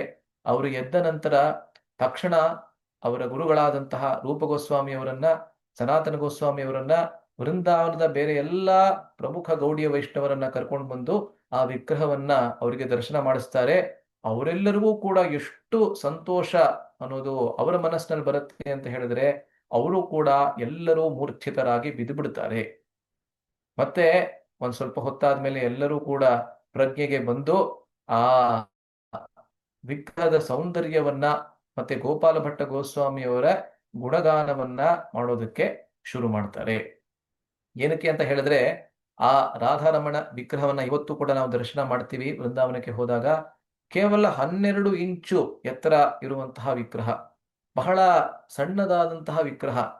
ಆದರೆ ಆ ವಿಗ್ರಹದ ಅಪೂರ್ವವಾದಂತಹ ಸೌಂದರ್ಯವನ್ನ ನೋಡಿದ್ರೆ ನಮ್ಗೆ ಅರಿವಾಗತ್ತೆ, ಎಲ್ಲ ವೃಂದಾವನದ ಪ್ರಮುಖ ವಿಗ್ರಹಗಳ ಸಾರ ರೂಪದಲ್ಲಿ ಇರುವಂತಹ ವಿಗ್ರಹ ಇದು ಅಲ್ವೇ? ಹೇಗೆ ಗೋಪಾಲ ಭಟ್ಟ ಗೋಸ್ವಾಮಿಯವರು ಮುಂಚಿಂದಲೇ ಅವರು ಇದನ್ನ, ಈ ವಿಗ್ರಹದ ರೂಪವನ್ನ ತಮ್ಮ ಮನ ಪ್ರಕಟವಾಗಿ ಬಾಹ್ಯ ರೂಪವನ್ನ ತಾಳಿರುವಂತೆ ಅವ್ರಿಗೆ ಅನ್ನಿಸ್ತದೆ. ಏನಕ್ಕೆ ಅಂತ ಹೇಳಿದ್ರೆ, ನಾನು ಈಗಾಗಲೇ ಹೇಳಿದೆ ಅಲ್ವಾ, ರಾಧಾ ಮದನ ಮೋಹನರ ದಿವ್ಯ ಆ ಚರಣಕಮಲಗಳ ಸೌಂದರ್ಯ, ರಾಧಾ ಗೋವಿಂದ ವಿಗ್ರಹದ ದಿವ್ಯ ಹಸ್ತಕಮಲದ ಸೌಂದರ್ಯ ಮತ್ತು ರಾಧಾ ಗೋಪಿನಾಥರ ದಿವ್ಯ ಮುಖಕಮಲದ ಸೌಂದರ್ಯ ಎಲ್ಲವನ್ನ ಒಂದೇ ವಿಗ್ರಹದಲ್ಲಿ ನೋಡುವಂತೆ, ಆಲ್ ಇನ್ ಒನ್ ಅಂತ ಹೇಳುವಂತೆ, ಅಪರೂಪದ ಸೌಂದರ್ಯ ಎನ್ನುವಂತಹ ಎನ್ನುವುದಕ್ಕೆ ಪರಿಭಾಷೆ ಇರುವಂತೆ ಈ ವಿಗ್ರಹ ಅವರ ಮುಂದೆ ಪ್ರಕಟವಾಗತ್ತೆ ಅಲ್ವಾ? ಸೊ ಈ ವಿಗ್ರಹದ ದರ್ಶನವನ್ನ ಎಲ್ಲರೂ ಕೂಡ ಅಲ್ಲಿ ಮಾಡೋದಕ್ಕೆ ಪ್ರತಿ ದಿವಸ ಬರ್ತಾರೆ. ಗೋಪಾಲ ಭಟ್ಟ ಗೋಸ್ವಾಮಿಯವರು ಇದುವರೆಗೆ ಶಾಲಗ್ರಾಮ ಶಿಲೆಗಳ ಆರಾಧನೆಯನ್ನ ಎಲ್ಲರಿಗೂ ಮಾಡಿ ತೋರಿಸ್ತಾ ಇದ್ರು. ಚೈತನ್ಯ ಮಹಾಪ್ರಭು ಅವ್ರಿಗೆ ಅದೇ ಆದೇಶವನ್ನ ನೀಡಿದ್ರು, ಶಾಲಗ್ರಾಮ ಶಿಲೆಯನ್ನ ಹೇಗೆ ಆರಾಧನೆ ಮಾಡೋದು ಅನ್ನೋದನ್ನ ನೀವೆಲ್ಲರಿಗೂ ಹೇಳ್ಕೊಡ್ಬೇಕು.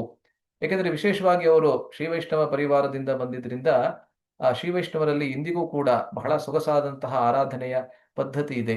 ಶ್ರೀ ರಾಮಾನುಜಾಚಾರ್ಯರು ಅವರ ಅಂತಿಮ ಗ್ರಂಥ ಏನಿತ್ತು, 9 ಗ್ರಂಥಗಳನ್ನ ಬರೆದಿದ್ರು. ಅದರಲ್ಲಿ ಕೊನೆಯ ಗ್ರಂಥ ನಿತ್ಯ ಅಂತ ಕೇವಲ ಆರಾಧನೆಯ ಪದ್ಧತಿಯ ಬಗ್ಗೆನೇ ಒಂದು ಗ್ರಂಥವನ್ನ ಬರೆದಿದ್ರು.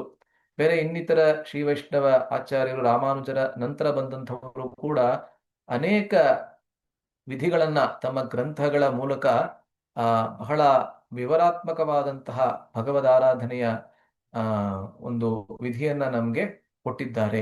ಅದರಿಂದ ಅದೇ ರೂಪವನ್ನ ಇವರು ಅನುಸರಿಸ್ತಾ ಇದ್ದಿದ್ರಿಂದ, ಇದನ್ನ ಬಹಳ ಸೊಗಸಾಗಿ ಮಾಡ್ತಾ ಇದ್ದಿದ್ರಿಂದ ಎಲ್ಲ ವೃಂದಾವನದ ವೈಷ್ಣವರು ಕೂಡ ಆ ಶಾಲಗ್ರಾಮ ಆರಾಧನೆಯನ್ನ ಅವರು ಹೇಗೆ ಮಾಡ್ತಾ ಇದ್ದಾರೆ ಅನ್ನೋದನ್ನ ನೋಡೋದಕ್ಕೆ ಬರ್ತಾ ಇದ್ರು. ಇದರ ಜೊತೆಗೆ ಇವಾಗ ಶ್ರೀ ವಿಗ್ರಹದ ಆರಾಧನೆಯನ್ನ ಕೂಡ, ಮತ್ತೆ ಶ್ರೀ ವಿಗ್ರಹಕ್ಕೆ ಎಲ್ಲಾ ರೀತಿಯಾದಂತಹ ಅಲಂಕಾರವನ್ನ ಕೂಡ ಮಾಡೋದಕ್ಕೆ ಶುರು ಮಾಡ್ತಾರೆ. ನಮ್ಗೆ ಇವಾಗ ಒಂದು ಪ್ರಶ್ನೆ ಬರುತ್ತೆ, ನಾವಿವತ್ತು ಕೂಡ ಬೃಂದಾವನಕ್ಕೆ ಹೋದ್ರೆ ರಾಧಾರಮಣರು ಅಂತ ಕರಿತೀವಿ, ಆದ್ರೆ ಅಲ್ಲಿ ಶ್ರೀಮತಿ ರಾಧಾರಾಣಿ ಇಲ್ಲ ಅಲ್ವೇ? ಬೇರೆ ಎಲ್ಲಾ ದೇವಸ್ಥಾನಗಳಲ್ಲಿ ಕೃಷ್ಣನ ಜೊತೆಯಲ್ಲಿ ರಾಧಾರಾಣಿಯ ಪ್ರತಿಷ್ಠೆ ಕೂಡ ಆಗಿದೆ, ಬೇರೆ ಬೇರೆ ಸಮಯದಲ್ಲಿ ಅದು ಆಗಿದೆ. ಆದ್ರೆ ಇವತ್ತು ರಾಧಾರಮಣರ ದೇವಸ್ಥಾನಕ್ಕೆ ಹೋದ್ರೆ ವೃಂದಾವನದಲ್ಲಿ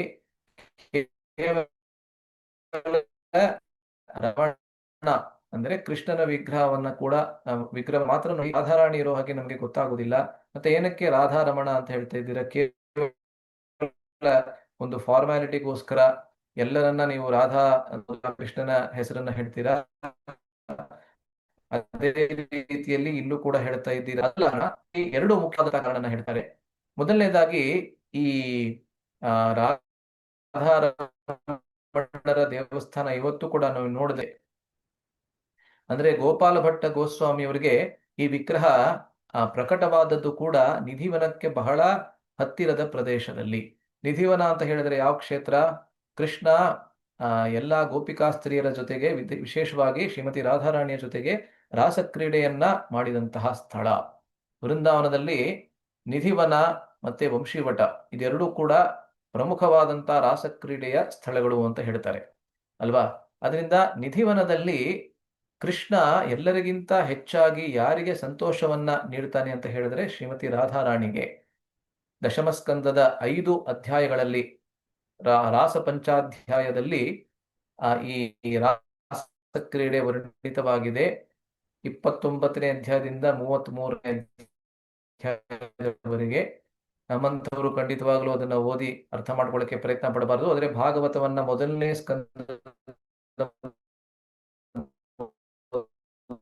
ಶ್ಲೋಕದಿಂದ ಓದ್ತಾ ಅನುಕ್ರಮದಲ್ಲಿ ಓದ್ತಾ ಹೋದ್ರೆ ಸೊಗಸಾಗಿ ವರ್ಣಿತವಾಗಿದೆ.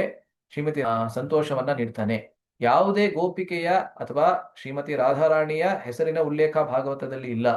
ಆದ್ರೆ ಒಬ್ಬ ವಿಶೇಷ ಗೋಪಿಕೆ ಅಂತ ಹೇಳಿ ಶುಕದೇವ ಗೋಸ್ವಾಮಿಯವರು ರಾಧಾರಾಣಿಗೆ ಕೃಷ್ಣ ಹೇಗೆ ಸಂತೋಷವನ್ನ ಪ್ರದಾನ ಮಾಡ್ತಾನೆ ಅನ್ನೋದ್ರ ಬಗ್ಗೆ ಹೇಳಿದ್ದಾರೆ.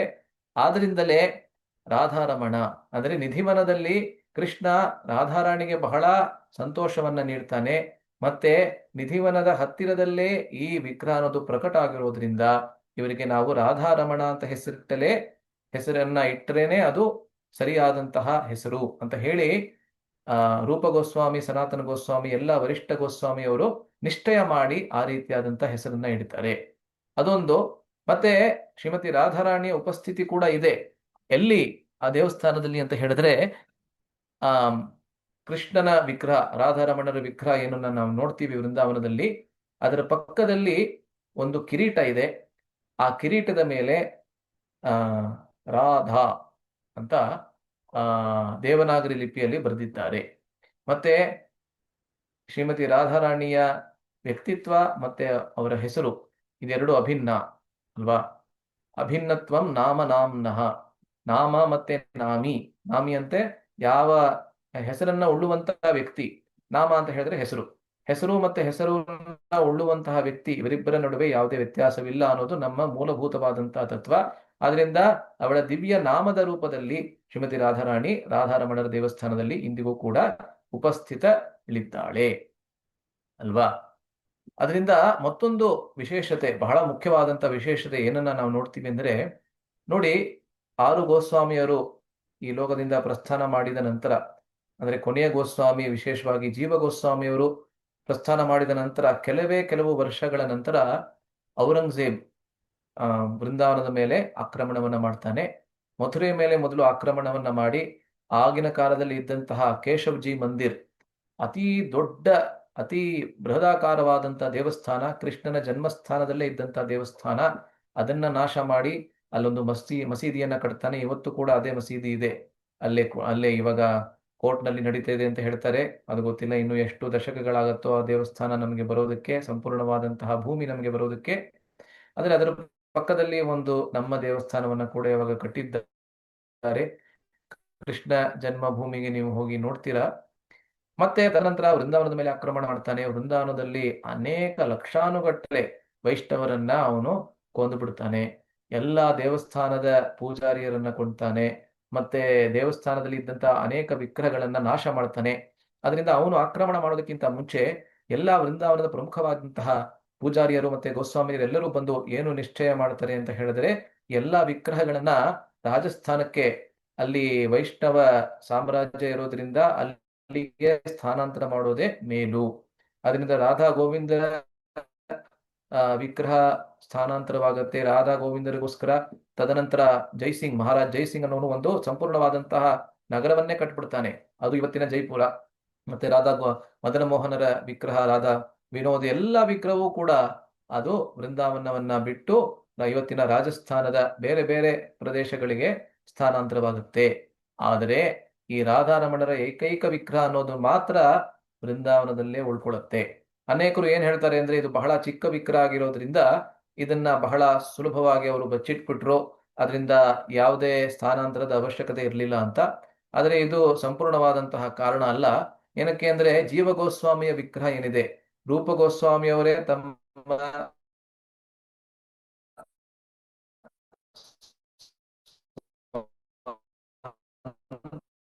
ಕೈಗಳಿಂದ ಕೆತ್ತನೆ ಮಾಡಿಕೊಟ್ಟ ಆ ವಿಗ್ರಹ ಇದಕ್ಕಿಂತ ಚಿಕ್ಕ ವಿಗ್ರಹ.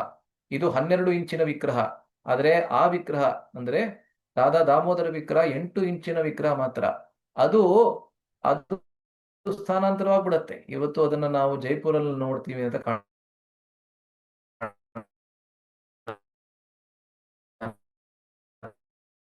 ನನಗೆ ಸರಿಯಾಗಿ ನೆನಪಿಲ್ಲ. ಆದ್ರೆ ಹೇಳ್ತಾರೆ ಅಂದ್ರೆ ಅದು ರಾಧಾರಮಣರ ಇಚ್ಛೆ, ಸ್ವೇಚ್ಛೆಯಿಂದ ಅಲ್ವಾ. ಸ್ವೇಚ್ಛೆಯಿಂದ ರಾಧಾರಮಣ ವಿಗ್ರಹ ಬೃಂದಾವನದಲ್ಲೇ ಉಳಿದುಕೊಂಡಿತು ಅಲ್ವಾ. ಅದನ್ನ ನಾವು ನೋಡ್ತೀವಿ. ಸೊ ಸ್ವಲ್ಪ ಸಮಯವಾಗುತ್ತೆ. ಪ್ರತಿ ದಿವಸ ಆ ವಿಗ್ರಹದ ಆರಾಧನೆಯನ್ನ ಬೇರೆ ಎಲ್ಲ ಶಾಲಗ್ರಾಮ ಶಿಲೆಗಳ ಆರಾಧನೆ ಜೊತೆಯಲ್ಲಿ ಬಹಳ ಸೊಗಸಾಗಿ ಮಾಡ್ತಾ ಇರ್ತಾರೆ ಗೋಪಾಲ ಭಟ್ಟ ಗೋಸ್ವಾಮಿ ಅವರು. ಒಂದು ದಿವಸ ಅವರು ಯಮುನೆಯ ಸ್ನಾನವನ್ನ ಮಾಡಿ ವಾಪಸ್ಸು ಬಂದಾಗ ಅವರ ಕುಟೀರದಲ್ಲಿ ಇಬ್ರು ಅಣ್ಣ ತಮ್ಮಂದಿರು ಬಂದಿರ್ತಾರೆ. ಅವರನ್ನು ನೋಡಿ ಗೋಪಾಲ ಭಟ್ಟ ಗೋಸ್ವಾಮಿ ಅವರು ಕೇಳ್ತಾರೆ, ನೀವ್ ಯಾರು ಅಂತ. ಅವ್ರು ಹೇಳ್ತಾರೆ, ನಿಮಗೆ ನೆನಪಿರಬೇಕು, ಹರಿದ್ವಾರಕ್ಕೆ ನೀವು ಬಹಳ ಹಿಂದೆ ಬಂದಿದ್ರಿ. ನೇಪಾಳದಿಂದ ಅಂದ್ರೆ ಗಂಡಕಿ ನದಿಯಿಂದ ವಾಪಸ್ಸು ವೃಂದಾವನಕ್ಕೆ ಬರಬೇಕಾದ್ರೆ ನಮ್ಮ ಮನೆಗೆ ಬಂದಿದ್ರಿ. ಆವಾಗ ನಮ್ಮ ತಂದೆ ನಿಮ್ಗೆ ಮಾತನ್ನ ಕೊಟ್ಟಿದ್ರು, ನಮಗೆ ಮಕ್ಕಳಾದ್ರೆ ನಿಮ್ಮ ಸೇವೆಗೆ ಕಳಿಸ್ಕೊಡ್ತೀವಿ ಅಂತ. ಅದನ್ನೇ ನಂಬ್ಕೊಂಡು ಇವಾಗ ನಾವು ನಿಮ್ಮ ಹತ್ರ ಬಂದಿದ್ದೀವಿ. ಗೋಪಾಲ್ ಭಟ್ಟ ಗೋಸ್ವಾಮಿ ಅವರಿಗೆ ಬಹಳ ಸಂತೋಷವಾಗುತ್ತೆ. ತಕ್ಷಣ ಅವರಿಗೆ ದೀಕ್ಷೆಯನ್ನ ಕೊಡ್ತಾರೆ. ಇದು ಮತ್ತೊಂದು ವಿಧಿಯನ್ನ ಇವರೇ ಆರಂಭಿಸಿದ್ದು. ಚೈತನ್ಯ ಮಹಾಪ್ರಭು ಅವರು ಮತ್ತೊಂದು ಯಾವ ಉಪದೇಶವನ್ನ ಮತ್ತೊಂದು ಕನಸಿನಲ್ಲಿ ಬಂದು ಗೋಪಾಲ್ ಭಟ್ಟ ಗೋಸ್ವಾಮಿ ಅವರು ಹೇಳ್ತಾರೆ ಅಂತ ಹೇಳಿದ್ರೆ, ನೀವು ಇದೀಗ ದೀಕ್ಷೆಯನ್ನ ಕೊಡುವಂತಹ ವಿಧಾನವನ್ನ ಶುರು ಮಾಡಬೇಕು, ಅನೇಕ ಶಿಷ್ಯರನ್ನ ನೀವು ಸ್ವೀಕರಿಸಬೇಕು ಅಂತ. ಅದರಿಂದ ಇವರಿಬ್ಬರಿಗೆ ದೀಕ್ಷೆಯನ್ನ ಕೊಡ್ತಾರೆ. ಅಣ್ಣನಿಗೆ ಗೋಪಿನಾಥ ದಾಸ ಅಂತ ಮತ್ತೆ ತಮ್ಮನಿಗೆ ದಾಮೋದರ ದಾಸ ಅಂತ ಹೆಸರನ್ನ ನೀಡ್ತಾರೆ. ಇವರಿಬ್ಬರೂ ಕೂಡ ಆ ಜನ್ಮ ಅಂದ್ರೆ ಆ ಮರಣ ಪರ್ಯಂತ ಅವರು ಆ ರಾಧಾರಮಣ ವಿಗ್ರಹದ ಸೇವೆಯನ್ನ ಮಾಡ್ತಾರೆ. ಬಹಳ ಕೂಲಂಕುಷವಾಗಿ ಗೋಪಾಲ ಭಟ್ಟ ಗೋಸ್ವಾಮಿ ಅವರು ಯಾವ ಯಾವ ವಿಧಿವಿಧಾನವನ್ನ ಕೊಟ್ಟಿರ್ತಾರೆ ಅದೆಲ್ಲವನ್ನ ಅನುಸರಿಸಿ ಆ ವಿಗ್ರಹದ ಆರಾಧನೆಯನ್ನ ಅವರು ಮಾಡ್ತಾರೆ. ಗೋಪಿನಾಥ ದಾಸ್ ಅನ್ನೋರು ಆ ಜನ್ಮ ಬ್ರಹ್ಮಚಾರಿಯಾಗಿ ಅವರು ಗೃಹಸ್ಥಾಶ್ರಮವನ್ನು ಸ್ವೀಕರಿಸೋದಿಲ್ಲ. ಆದರೆ ಅವರ ತಮ್ಮನಾದಂತಹ ದಾಮೋದರ ದಾಸ ಅವರು ಗೃಹಸ್ಥಾಶ್ರಮವನ್ನು ಸ್ವೀಕರಿಸಿ ಅವರಿಗೆ 3 ಮಕ್ಕಳು ಮತ್ತೆ ಹುಟ್ಟುತ್ತಾರೆ, ಹರಿನಾಥ, ಮಥುರಾನಾಥ ಮತ್ತೆ ಹರಿರಾಮ ಅಂತ. ಅದೇ ಪರಿವಾರದಲ್ಲಿ ಬಂದಂಥವರು ಇವತ್ತೂ ಕೂಡ ಅಂದ್ರೆ 500 ವರ್ಷಗಳ ನಂತರ ಇವತ್ತೂ ಕೂಡ ರಾಧಾರಮಣರ ದೇವಸ್ಥಾನದಲ್ಲಿ ಗೋಸ್ವಾಮಿ ಪರಿವಾರ ಅಂತ ಹೇಳ್ತಾರೆ. ಅದೇ ಪರಿವಾರದವರು ಇವತ್ತು ಕೂಡ ಅವರ ಸೇವೆಯನ್ನ, ಶ್ರೀ ವಿಗ್ರಹದ ಸೇವೆಯನ್ನ ಮಾಡ್ತಾ ಇದ್ದಾರೆ ಅಲ್ವಾ. ಇದು ಮತ್ತೊಂದು ಬಹಳ ಅಪರೂಪವಾದಂತಹ ವಿಶೇಷತೆ. ಇದನ್ನ ಎಲ್ಲ ಕಡೆ ನಾವು ನೋಡೋದಿಲ್ಲ. ಜಗನ್ನಾಥಪುರಿಯಲ್ಲಿ ನಾವು ನೋಡ್ತೀವಿ, ಅಂತಹ ಮಹಾನ್ ಕ್ಷೇತ್ರಗಳಲ್ಲಿ ನಾವು ನೋಡ್ತೀವಿ. ಆದ್ರೆ ಬೃಂದಾವನದಲ್ಲಿ ರಾಧಾರಮಣರ ದೇವಸ್ಥಾನದಲ್ಲಿ ಕೂಡ ನೋಡ್ತೀವಿ. ಅಂದ್ರೆ 500 ವರ್ಷಗಳಿಂದ ಅನ್ಬ್ರೋಕನ್ ಫ್ಯಾಮಿಲಿ ಡಿಸೈಕ್ಲಿಕ್ ಸಕ್ಸೆಷನ್ ಅಲ್ವಾ. ಯಾವುದೇ ಅಡೆತಡೆಗಳಿಲ್ಲದೆ ಅಂದ್ರೆ ತಡೆಗಳಿಲ್ಲದೆ ಬಂದಂತಹ ಪರಿವಾರದಲ್ಲಿ ನಾವು ಇವತ್ತು ಕೂಡ ಅದೇ ಪರಿವಾರದವರು ರಾಧಾರಮಣರ ಸೇವೆಯನ್ನು ಮಾಡ್ತಾ ಇರೋದನ್ನ ನೋಡ್ತೀವಿ. ಮತ್ತೆ ಗೋಪಾಲ ಭಟ್ಟ ಗೋಸ್ವಾಮಿ ಅವರು ಒಂದು ದಿವಸ ಆ ಶ್ರೀ ವಿಗ್ರಹದ ಆರಾಧನೆಯನ್ನ ಮಾಡ್ತಾ ಇರಬೇಕಾದ್ರೆ ಆ ರಾಧಾರಮಣನ ವಿಗ್ರಹ ತನ್ನ ಕೃಷ್ಣನ ಅಪರೂಪವಾದಂತಹ ಲೀಲೆಗಳೇನಿದೆ, ವೃಂದಾವನದ ಲೀಲೆಗಳು ಎಲ್ಲ ಯಾವ ಲೀಲೆಗಳನ್ನ ನಾವು ದಶಮಸ್ಕಂದದಲ್ಲಿ ನಾವು ನೋಡ್ತೀವಿ, ಆ ಎಲ್ಲಾ ಲೀಲೆಗಳನ್ನ ಗೋಪಾಲ ಭಟ್ಟ ಗೋಸ್ವಾಮಿ ಅವರಿಗೆ ದರ್ಶನ ಮಾಡಿಸ್ತಾರೆ. ಅಂದ್ರೆ ಆ ವಿಗ್ರಹದ ಮಾಧ್ಯಮದಿಂದಲೇ ಕೃಷ್ಣನ ಎಲ್ಲಾ ಲೀಲೆಗಳನ್ನ ಒಂದು ಟಿವಿ ಸ್ಕ್ರೀನ್ ಮುಂದೆ ನೋಡದಂತೆ ಅವರು ಎಲ್ಲವನ್ನ ದರ್ಶನ ಮಾಡ್ತಾರೆ. ಮತ್ತೊಮ್ಮೆ ಅವ್ರಿಗೆ ಅನ್ನಿಸ್ತಾ ಇರ್ತದೆ, ನನ್ನ ತಂದೆ ತಾಯಿಯವರು ನನಗೆ ಮಹಾಪ್ರಭುವರ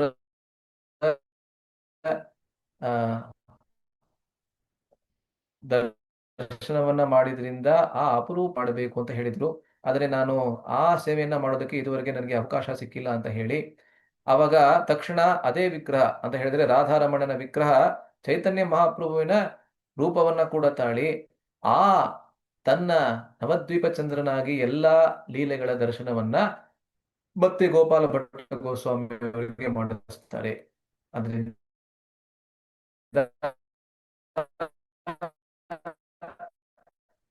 ಅದೇ ರಾಧಾರಮಣನ ವಿಗ್ರಹವನ್ನ ಗೋಪಾಲ ಭಟ್ಟ ಗೋಸ್ವಾಮಿ ಅವರಿಗೆ ದರ್ಶನ ಮಾಡಿಸುತ್ತೆ. ಇದು ಮತ್ತೊಂದು ವಿಶೇಷತೆ ಅಲ್ವಾ. ಅದರಿಂದ ಚೈತನ್ಯ ಮಹಾಪ್ರಭು ಅವರು ಯಾವಾಗ ಕನಸಿನಲ್ಲಿ ಬಂದು ಹೇಳಿರ್ತಾರೆ, ಈ 12 ಶಾಲಗ್ರಾಮ ಶಿಲೆಗಳಲ್ಲಿ ಒಂದು ಖಂಡಿತವಾಗ್ಲೂ ವಿಗ್ರಹದ ರೂಪವನ್ನ ತಾಳುತ್ತೆ. ಅದರಿಂದ ನಿನ್ನ ಎಲ್ಲಾ ಮನಸ್ಸಿನ ಬಯಕೆ ಏನಿದೆ, ಆಸೆಗಳೆಲ್ಲವೂ ಕೂಡ ಪೂರೈಕೆ ಆಗತ್ತೆ ಅಂತ ಹೇಳಿ, ಅದು ಇದೀಗ ಸಂಪೂರ್ಣವಾಗಿ ಪೂರೈಕೆ ಆಗಿರುವಂತೆ ಗೋಪಾಲ ಭಟ್ಟ ಗೋಸ್ವಾಮಿ ಅವರಿಗೆ ಅದು ಖಚಿತವಾಗತ್ತೆ.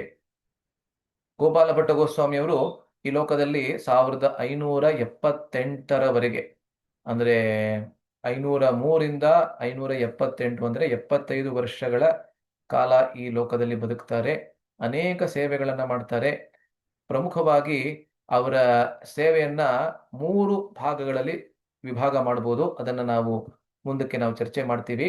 ಅನೇಕ ಸೇವೆಗಳನ್ನ ಮಾಡಿ ರಾಧಾರಮಣರಿಗೆ ಅತ್ಯಪೂರ್ವವಾದಂತಹ ಸೇವೆಯನ್ನ ಮಾಡಿ ತದನಂತರ ಅವರು ಈ ಲೋಕದಿಂದ ತೆರಳುತ್ತಾರೆ. ಇಂದಿಗೂ ಕೂಡ ನಾವು ನೋಡಿದಂತೆ ಅದೇ ಗೋಸ್ವಾಮಿಯ ಪರಿವಾರ, ಅಂದ್ರೆ ದಾಮೋದರ ದಾಸ ಆ ತಮ್ಮ ಇದರಲ್ಲ, ಹರಿದ್ವಾರದ ಪರಿವಾರದ 2 ಅಣ್ಣ ತಮ್ಮಂದಿರು ಬಂದಿದ್ರು.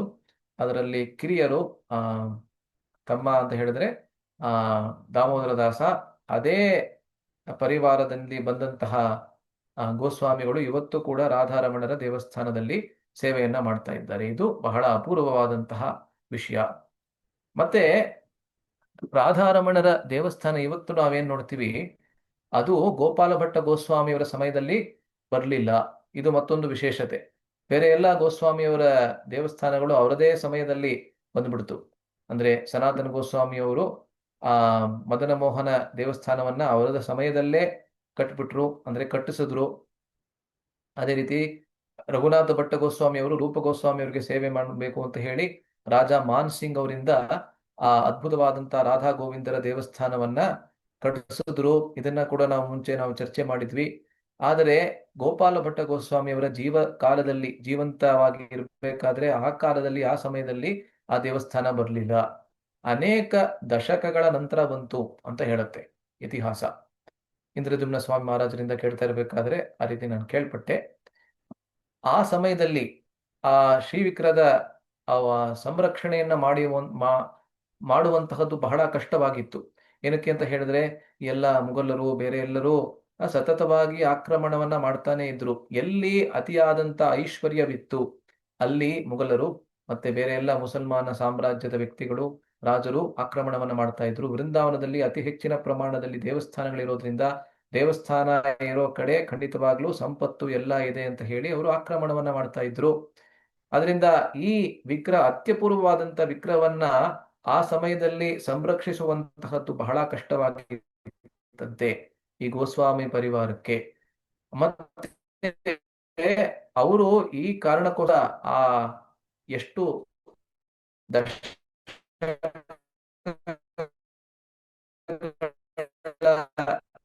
ನಡುವಿನ ಸಮಯ ಇತ್ತು, ದೇವಸ್ಥಾನ ಬರುವ ತಪ್ಪಿತವರಾಗಿ ಆ ವಿಗ್ರಹದ ರಕ್ಷಣೆಯನ್ನ ಮಾಡಿದ್ದಾರೆ. ಎಷ್ಟರ ಮಟ್ಟಕ್ಕೆ ಅಂತ ಹೇಳಿದ್ರೆ ರಾತ್ರಿಯ ಸಮಯದಲ್ಲಿ, ಇವತ್ತು ನಾವು ಯಾವ ರಾಧಾರಮಣರ ದೇವಸ್ಥಾನವನ್ನ ನೋಡ್ತೀವಿ ಅಲ್ಲಿ ಮುಂಚೆ ಒಂದು ಕೆರೆ ಇತ್ತಂತೆ, ಒಂದು ಲೇಕ್. ಅದರಿಂದ ಕೆರೆಯ ಮಧ್ಯದಲ್ಲಿ ಯಾರು ಕೂಡ ಆಕ್ರಮಣ ಮಾಡೋದಿಲ್ಲ ಅಂತ ಹೇಳಿ ಆ ಒಂದು ದೋಣಿಯಲ್ಲಿ ಈ ವಿಗ್ರಹವನ್ನ ಕುಳ್ಳಿರಿಸಿ ವಿಗ್ರಹವನ್ನ ದೋಣಿಯಲ್ಲಿ ಆ ಕೆರೆಯ ಮಧ್ಯದಲ್ಲಿ ತೆಗೆದುಕೊಂಡು ಹೋಗಿ ಆ ಕೆರೆ ಮಧ್ಯದಲ್ಲಿ ಆ ವಿಗ್ರಹವನ್ನ ಮಲಗಿಸ್ತಾ ಇದ್ರಂತೆ ರಾತ್ರಿ. ಮತ್ತೆ ಆ ವಿಗ್ರಹದ ಸಂರಕ್ಷಣೆಗೋಸ್ಕರ ರಾತ್ರಿಯಲ್ಲಿ ಅವ್ರೇನ್ ಮಾಡ್ತಾ ಇದ್ರಂತೆ ಅಂತ ಹೇಳಿದ್ರೆ ಬಿಲ್ಲು ಬಾಣವನ್ನ ಇಟ್ಕೊಂಡಿದ್ರು. ಆದ್ರೆ ಬಾಣದ ತುಟ್ಟ ತುದಿಯಲ್ಲಿ ಅವರ ಮನೆಯಲ್ಲೇ ಅವರು ತಯಾರಿಸಿದಂತಹ ಒಂದು ವಿಷ ಅದನ್ನ ಹಾಕಿದ್ರಂತೆ. ಏನಕ್ಕೆ ಅಂತ ಹೇಳಿದ್ರೆ ಯಾರಾದ್ರೂ ಅಕಸ್ಮಾತ್ ಆಗಿ ನಡುರಾತ್ರಿಯಲ್ಲಿ ಆಕ್ರಮಣ ಮಾಡಿದ್ರೂ ಕೂಡ ಈ ಬಾಣದಿಂದ ಅವರಿಗೆ ತಕ್ಕ ಗತಿಯನ್ನ ಕಾಣಿಸಿ ನಮ್ಮ ವಿಗ್ರಹವನ್ನ ನಾವು ಕಾಪಾಡಿಕೊಳ್ಳಬೇಕು ಅಂತ ಹೇಳಿ. ಅಂದ್ರೆ ರಾತ್ರಿಯ ಸಮಯದಲ್ಲಿ ಕೂಡ ಅವರು ಎದ್ದಿರ್ತಾ ಇದ್ರು ಶಿಫ್ಟ್ ಅಲ್ಲಿ, ಪ್ರಾಯಶಃ 12 ಗಂಟೆಯಿಂದ 3 ಗಂಟೆವರೆಗೆ ಮತ್ತೊಬ್ರು, ಆ ರೀತಿಯಲ್ಲಿ ಅಲ್ವಾ. ಮತ್ತೆ ದಿನದ ಸಮಯದಲ್ಲಿ ವಾಪಸ್ಸು ಕಿನಾರೆ ಅಂತ ಹೇಳಿದ್ರೆ ವಾಪಸ್ಸು ತೀರಕ್ಕೆ ಕರ್ಕೊಂಡು ಬಂದು ಅಲ್ಲಿ ಅವರ ಸೇವೆಯನ್ನ ಮಾಡ್ತಾ ಇದ್ರು ಅಲ್ವಾ. ಇಷ್ಟು ಪರಿಶ್ರಮದಿಂದ ಆ ಪರಿವಾರದವರು ವಿಗ್ರಹದ ಸೇವೆಯನ್ನ ಮಾಡಿರೋದ್ರಿಂದ ಇವತ್ತು ನಮ್ಗೆ ರೂಪದ ವಿಗ್ರಹದ ಲಭ್ಯವಾಗತ್ತೆ ಅಲ್ವಾ. ಬೃಂದಾವನಕ್ಕೆ ಹೋದಾಗ ನಾವು ಎಲ್ಲಿಗೆ ಹೋಗದೆ ಹೋದ್ರು ರಾಧಾರಮಣರ ದೇವಸ್ಥಾನಕ್ಕೆ ಹೋಗಿ ನಾವು ದರ್ಶನವನ್ನ ಮಾಡ್ತೀವಿ ಅಲ್ವಾ. ಅತಿ ಅಪೂರ್ವವಾದಂತಹ ವಿಗ್ರಹ ಎಲ್ಲೂ ಕೂಡ ನಮ್ಗೆ ನೋಡೋದಕ್ಕೆ ಸಿಗೋದೇ ಇಲ್ಲ. ಶಾಲಗ್ರಾಮ ಶಿಲೆಯಿಂದ ಬಂದಂತಹ ವಿಗ್ರಹ ನಾನು ಬೇರೆ ಎಲ್ಲೂ ನೋಡಿಲ್ಲ ಅಲ್ವಾ. ಅದನ್ನ ನೋಡಿದ ಕೂಡಲೇ ಎಲ್ಲರಿಗೆ ಮನಸ್ಸಿನಲ್ಲಿ ಎಷ್ಟು ಸಂತೋಷದ ಭಾವನೆ ಬರುತ್ತೆ ಅಲ್ವಾ. ಎಷ್ಟರ ಮಟ್ಟಕ್ಕೆ ಅಂದ್ರೆ ಒಮ್ಮೊಮ್ಮೆ ನೀವು ನೋಡ್ತೀರಾ, ಆ ರಾಧಾರಮಣರ ವಿಗ್ರಹದ ರೂಪ ಕೂಡ ಸ್ವಲ್ಪ ಬದಲಾಗ್ತಾ ಬದಲಾಗ್ತಾ ಇರುತ್ತೆ. ನನ್ನ ಹತ್ರ ಬೇರೆ ಪಿಕ್ಚರ್ ಇತ್ತು ಇಲ್ಲಿ, ನಾನು ಇಲ್ಲಿ ಅದನ್ನ ಪಿಪಿಟಿಯಲ್ಲಿ ಹಾಕಿಲ್ಲ. ಆದ್ರೆ ಒಂದು ವಿಗ್ರಹದಲ್ಲಿ ಆ ವಿಗ್ರಹದ ರೂಪದಲ್ಲಿ ತುಟಿ ಮುಚ್ಚಿರ್ತದೆ ಹೀಗೆ, ಮತ್ತೊಂದು ವಿಗ್ರಹದ ರೂಪದಲ್ಲಿ ತುಟಿ ತೆಗೆದು ಹಲ್ಲುಗಳು ಕಾಣಿಸುತ್ತೆ. ಅದೇ ವಿಗ್ರಹ ಅದೇ ಬೇರೆ ಬೇರೆ ರೂಪವನ್ನ ಕಾಲ ಕಾಲಕ್ಕೆ ತಾಳುತ್ತೆ ಅಲ್ವಾ. ಅಷ್ಟು ಅಪೂರ್ವವಾದಂತಹ ವಿಗ್ರಹ ಇದು. ಗೋಪಾಲ ಭಟ್ಟ ಗೋಸ್ವಾಮಿ ಅವರಿಗೆ ಅನೇಕ ಶಿಷ್ಯರಿದ್ರು. ಆದರೆ ಆ ಎಲ್ಲ ಗೋಸ್ವಾಮಿಗಳಲ್ಲಿ ಪ್ರಧಾನ ಶಿಷ್ಯರು ಯಾರಾದ್ರು ಅಂತ ಹೇಳಿದ್ರೆ ಈ ಶ್ರೀನಿವಾಸ ಆಚಾರ್ಯರು. ಆ ಶ್ರೀನಿವಾಸ ಆಚಾರ್ಯರೇ ಮುಂದಕ್ಕೆ ಹೋಗಿ ಷಡ್ಗೋಸ್ವಾಮಿ ಅಷ್ಟಕ, ಯಾವ ಅಷ್ಟಕವನ್ನ ನಾವು ಗೋಸ್ವಾಮಿಗಳ ಬಗ್ಗೆ, ಆರು ಗೋಸ್ವಾಮಿಗಳ ಬಗ್ಗೆ ಪ್ರತಿ ಸತಿ ನಾವು ಹಾಡ್ತೀವಿ, ಬಹಳ ಪ್ರಸಿದ್ಧವಾದಂತಹದ್ದು. ಅದನ್ನ ಶ್ರೀನಿವಾಸಾಚಾರ್ಯರೇ ಅದನ್ನ ಬರೀತಾರೆ. ಅವರು ಶ್ರೀನಿವಾಸಾಚಾರ್ಯರು ಕೂಡ ಈ ವಿಗ್ರಹದ ಸೇವೆಯಲ್ಲಿ ಬಹಳ ತೊಡಗಿದ್ರಂತೆ. ರಾಧಾರಮಣ ವಿಗ್ರಹದ ಸೇವೆಯಲ್ಲಿ ಪ್ರತಿ ದಿವಸ ಬಹಳ ಚೆನ್ನಾಗಿ ಆರಾಧನೆ ಎಲ್ಲ ಮಾಡ್ತಾ ಇದ್ರಂತೆ. ಆ ಇನ್ನಿಬ್ರು ಯಾರಿದ್ರು, ಗೋಪಿನಾಥ ದಾಸ ಮತ್ತೆ ದಾಮೋದರ ದಾಸರ ಜೊತೆಗೆ. ಅದರಿಂದ ಈ ಶ್ರೀನಿವಾಸಾಚಾರ್ಯರನ್ನೇ ಮುಖ್ಯ ಪೂಜಾರಿಯಾಗಿ ನಾನು ನೇಮಕ ಮಾಡಬೇಕು ಅಂತ ಗೋಪಾಲ ಭಟ್ಟ ಗೋಸ್ವಾಮಿಯವರ ಮನಸ್ಸಿನಲ್ಲಿ ಬರುತ್ತೆ. ಆದ್ರೆ ಮುಂದಕ್ಕೆ ಯಾವಾಗ ಜೀವ ಗೋಸ್ವಾಮಿಯವರ ಆ ಶಿಕ್ಷಾ ಆಶ್ರಯವನ್ನ ಪಡಿತಾರೆ ಈ ಶ್ರೀನಿವಾಸಾಚಾರ್ಯರು, ನಮ್ಗೆ ಗೊತ್ತಿದೆ ನರೋತ್ತಮ ದಾಸ್ ಠಾಕೂರರು ಶ್ರೀನಿವಾಸಾಚಾರ್ಯರ ಮತ್ತು ಆ ಶ್ಯಾಮಾನಂದ ಪಂಡಿತ ಈ ಮೂರುವರು ಕೂಡ ಒಂದೇ ಗುರುಕುಲದಲ್ಲಿ ಓದ್ತಾ ಇದ್ರು, ಜೀವ ಗೋಸ್ವಾಮಿ ಅವರ ಗುರುಕುಲದಲ್ಲಿ. ಜೀವ ಗೋಸ್ವಾಮಿ ಅವರು ಶ್ರೀನಿವಾಸಾಚಾರ್ಯರನ್ನ ಪ್ರಚಾರಕ್ಕೋಸ್ಕರ ಬಂಗಾಳಕ್ಕೆ ಕಳಿಸ್ಬೇಕು ಅಂತ ಅವ್ರು ನಿಶ್ಚಯ ಮಾಡ್ತಾರೆ. ಆವಾಗ ಬಹಳ ಸಂತೋಷದಿಂದ ಗೋಪಾಲ ಭಟ್ ಗೋಸ್ವಾಮಿ ಅವರು ಅವ್ರನ್ನ ಕಳಿಸ್ಕೊಡ್ತಾರೆ. ಇದಕ್ಕೆ ಮುಂಚೆ ಅವರನ್ನ ಮುಖ್ಯ ಪೂಜಾರಿಯಾಗಿ ನೇಮಕ ಮಾಡ್ಬೇಕಂತ ಇದ್ರು. ಆದರೆ ಜೀವ ಗೋಸ್ವಾಮಿ ಅವರಿಗೆ ಈ ರೀತಿಯಾದಂತಹ ಅವಶ್ಯಕತೆ ಇತ್ತು. ಅದರಿಂದ ಸಂತೋಷದ ಮನಸ್ಸಿನಿಂದ ಅವರನ್ನ ಕಳಿಸ್ಕೊಡ್ತಾರೆ, ಕಟ್ಕೊಂಡು ಬಂದಿದೆ.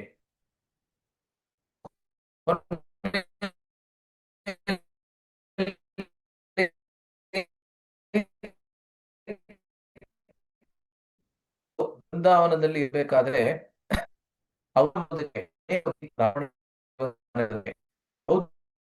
ಅವರ ದೇವಸ್ಥಾನದಲ್ಲೇ ರೂಪ ಗೋಸ್ವಾಮಿಯವರ ಸಮಾಧಿಯ ಮುಂದೆ ಕೂಡ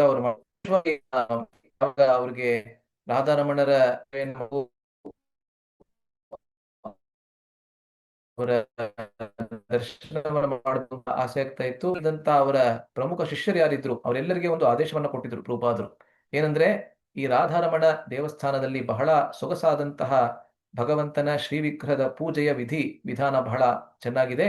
ಅದರಿಂದ ಅದನ್ನ ನಾವು ಕೂಡ ಸ್ವೀಕರಿಸಬೇಕು. ದಯವಿಟ್ಟು ಅಲ್ಲಿಗೆ ಹೋಗಿ ಅವರಿಂದ ನೀವು ಈ ಭಗವಂತನ ಆರಾಧನೆಯ ಪದ್ಧತಿಯನ್ನ ತಿಳಿದುಕೊಂಡು ಬಂದು ಇಲ್ಲಿ ಇಸ್ಕಾನ್ನಲ್ಲಿ ನೀವು ಅಳವಡಿಸಿ ಅಂತ.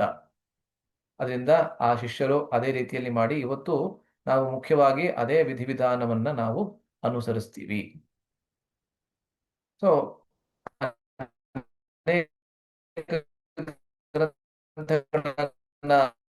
ಬರೆದ್ರು ಗೋಪಾಲ ಭಟ್ಟ ಗೋಸ್ವಾಮಿ ಅವರು. ಇವತ್ತು ಸಿಗುತ್ತೆ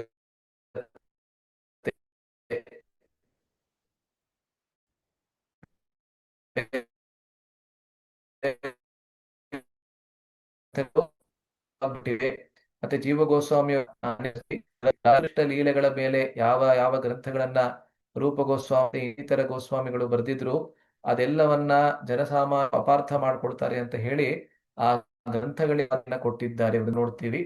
ಅದರಿಂದ ಇವತ್ತು ನಮ್ಗೆ ಪ್ರಮುಖವಾಗಿ ಸಿಗುವಂತಹ ಗ್ರಂಥಗಳು 4. ಮೊದಲನೇದು ಹರಿಭಕ್ತಿ ವಿಲಾಸ. ಇದು ಮೂಲತಃ ಸನಾತನ ಗೋಸ್ವಾಮಿ ಅವರು ಬರೆದಿರುವುದು ಅಂತ ನಾವು ಕೇಳ್ಪಡ್ತೀವಿ. ಆದ್ರೆ ಮೂಲದಲ್ಲಿ ಇದರ ಮೊದಲನೇ ಸಂಗ್ರಹವನ್ನ ಮಾಡಿದಂತಹವರು ಗೋಪಾಲ ಭಟ್ಟ ಗೋಸ್ವಾಮಿ ಅವರು. ಮತ್ತೆ ಅದನ್ನ ಮುಂದುವರಿಸಿ ಅದನ್ನ ಕೊನೆಗಳಿಸಿದ್ದು ಯಾರು ಅಂತ ಹೇಳಿದ್ರೆ ಸನಾತನ ಗೋಸ್ವಾಮಿ ಅವರು. ಇದು ಬಹಳ ವಿಶೇಷವಾದಂತಹ ಗ್ರಂಥ. ವೈಷ್ಣವ ನಡವಳಿಕೆ, ವೈಷ್ಣವ ಆಚರಣೆಗಳು, ದೇವಾಲಯದ ಪೂಜೆ ಮತ್ತು ಅತಿ ವ್ಯಾವಹಾರಿಕವಾದಂತಹ ವಿಷಯಗಳೇನಿದೆ, ಪ್ರಾಕ್ಟಿಕಲ್ ಆಗಿ ವೈಷ್ಣವರಿಗೆ ಬೇಕಾಗುವಂತ ದಿನನಿತ್ಯದ ಯಾವ ಯಾವ ಪೂಜೆ ವಿಧಿವಿಧಾನ ಏನಿದೆ ಅದೆಲ್ಲವೂ ಈ ಗ್ರಂಥದಲ್ಲಿ ಉಲ್ಲಿಖಿತವಾಗಿದೆ. ಇದರ ಮೊದಲನೇ ಪ್ರತಿಯನ್ನ, ಮೊದಲನೇ ಸಂಗ್ರಹವನ್ನ ಗೋಪಾಲ ಭಟ್ಟ ಗೋಸ್ವಾಮಿಯವರೇ ಮಾಡ್ತಾರೆ. ತದನಂತರ ಆ ಸನಾತನ ಗೋಸ್ವಾಮಿ ಅವರಿಗೆ ನೀಡಿ ಅವರು ಮತ್ತಷ್ಟು ವಿವರಗಳನ್ನ ಸೇರಿಸಿ ಅದನ್ನ ಅದಕ್ಕೆ ಒಂದು ಸೂಕ್ತವಾದಂತ ರೂಪವನ್ನ ಕೊಡ್ತಾರೆ. ಅದು ಮೊದಲನೇ ಗ್ರಂಥ. ಎರಡನೇದು ಬಹಳ ಮುಖ್ಯವಾದಂತಹ ಗ್ರಂಥ ಸತ್ಕ್ರಿಯಾಸಾರ ದೀಪಿಕಾ. ಸನಾತನ ಧರ್ಮಕ್ಕೆ ಸೇರಿದಂತಹವರು ಅನೇಕ ಸಂಸ್ಕಾರಗಳನ್ನ ಮಾಡಬೇಕು ಅಂತ ಶಾಸ್ತ್ರ ಹೇಳುತ್ತೆ ಅಲ್ವೇ. ಗರ್ಭಾಧಾನ ಸಂಸ್ಕಾರ ಅಂತ ಅಲ್ಲಿಂದ ಆರಂಭವಾಗಿ ಅಂತ್ಯ ಸಂಸ್ಕಾರ, ಅಂತ್ಯಕ್ರಿಯೆಯವರೆಗೆ ಅಲ್ವೇ ಅನೇಕ ಸಂಸ್ಕಾರಗಳು, ಮುಖ್ಯವಾಗಿ ಷೋಡಶ ಸಂಸ್ಕಾರ ಅಂತ ಹೇಳ್ತಾರೆ. ಆದ್ರೆ ಅದಕ್ಕೆ ಹೊರತಾಗಿ ಕೂಡ ಅನೇಕ ಸಂಸ್ಕಾರಗಳಿವೆ. ಈ ಎಲ್ಲ ಸಂಸ್ಕಾರಗಳನ್ನ ವೈಷ್ಣವರು ಹೇಗೆ ಮಾಡಬೇಕು, ಎಲ್ಲ ಸಂಸ್ಕಾರಗಳನ್ನ ಮಾಡಬೇಕಾ ಅನ್ನೋದು ಮೊದಲನೇ ಪ್ರಶ್ನೆ. ಮಾಡಬೇಕು ಅಂತ ಹೇಳಿದ್ರೆ ಯಾವ ವಿಧಾನದಲ್ಲಿ ಮಾಡಬೇಕು? ಸ್ಮಾರ್ತರು ಮಾಡುವಂತೆಯೇ ಮಾಡಬೇಕಾ ಅಥವಾ ಬೇರೆ ಯಾವ್ದಾದ್ರು ಪದ್ಧತಿ ಇದೆಯಾ? ನಮ್ಮ ಗೌಡಿಯ ವೈಷ್ಣವ ಸಂಪ್ರದಾಯದಲ್ಲಿ ಯಾವ್ದಾದ್ರು ಒಂದು ಗ್ರಂಥ ಇದನ್ನ ವಿವರಿಸುತ್ತಾ ಅಂತ ಹೇಳಿದ್ರೆ ಖಂಡಿತವಾಗ್ಲೂ ಇದು ಸತ್ಕ್ರಿಯಾ ಸಾರದೀಪಿಕಾ. ಉಪನಯನ, ಉದಾಹರಣೆಗಾಗಿ ಉಪನಯನ ಸಂಸ್ಕಾರ, ವಿವಾಹ ಸಂಸ್ಕಾರ, ಇದೆಲ್ಲ ಬಹಳ ಮುಖ್ಯವಾದಂತಹ ಸಂಸ್ಕಾರಗಳು ಅಲ್ವೇ. ಅದರಿಂದ ಹೇಗೆ ವೈಷ್ಣವರು ಇದನ್ನ ಮಾಡಬೇಕು ಅನ್ನೋದ್ರ ಬಗ್ಗೆ ಬಹಳ ಸೊಗಸಾಗಿ ಗೋಪಾಲ ಭಟ್ಟ ಗೋಸ್ವಾಮಿಯವರು ನಮಗೆ ತಮ್ಮ ಗ್ರಂಥದಲ್ಲಿ ಹೇಳಿದ್ದಾರೆ. ಮೂರನೇದು ಕೃಷ್ಣ ಕರ್ಣಾಮೃತ. ಕೃಷ್ಣ ಕರ್ಣಾಮೃತ ಅನ್ನೋದು ಲೀಲಾಶುಕ ಅಥವಾ ಬಿಲ್ವಮಂಗಲ ಠಾಕೂರರ ಅಪೂರ್ವವಾದಂತಹ ಕೃಷ್ಣನ ವೃಂದಾವನದ ಎಲ್ಲಾ ಲೀಲೆಗಳನ್ನ ವಿವರಿಸುವಂತಹ ಕೃತಿ. ಅದರ ಮೇಲೆ ಒಂದು ವ್ಯಾಖ್ಯಾನವನ್ನ ಬರೆದಿದ್ದಾರೆ ಗೋಪಾಲ ಭಟ್ಟ ಗೋಸ್ವಾಮಿ ಅವರು. ದೇವತಾಶಾಸ್ತ್ರೀಯ ಹಾಗೂ ಕಾವ್ಯಾತ್ಮಕ ಒಳನೋಟವನ್ನ ಹೊಂದಿದೆ. ಅಂದ್ರೆ ಇದು ಬಹಳ ಪೊಯೆಟಿಕ್ ಆಗಿದೆ, ಕಾವ್ಯದಂತೆ ಅವರ ವ್ಯಾಖ್ಯಾನ ಇದೆ. ವ್ಯಾಖ್ಯಾನ ಬರಿಬೇಕಾದ್ರೆ ನಾವು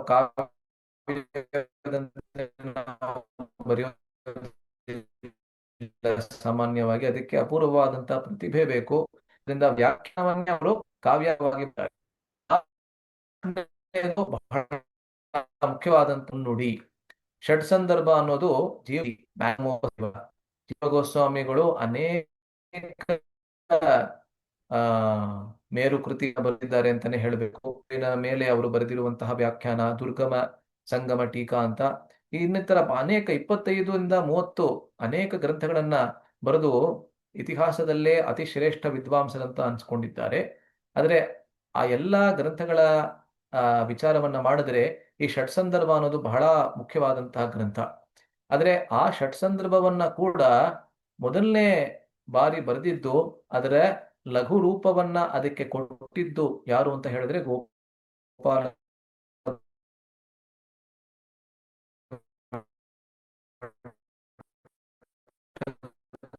ಗೋಸ್ವಾಮಿ ಅವರು. ಗೋಪಾಲ ಭಟ್ಟ ಗೋಸ್ವಾಮಿ ಅವರು ತಮ್ಮ ಆ ರೂಪಕ್ಕೆ, ಆ ಒಂದು ಗ್ರಂಥಕ್ಕೆ ಮೊದಲನೇ ರೂಪವನ್ನ ಕೊಟ್ಟಿದ್ದಾರೆ.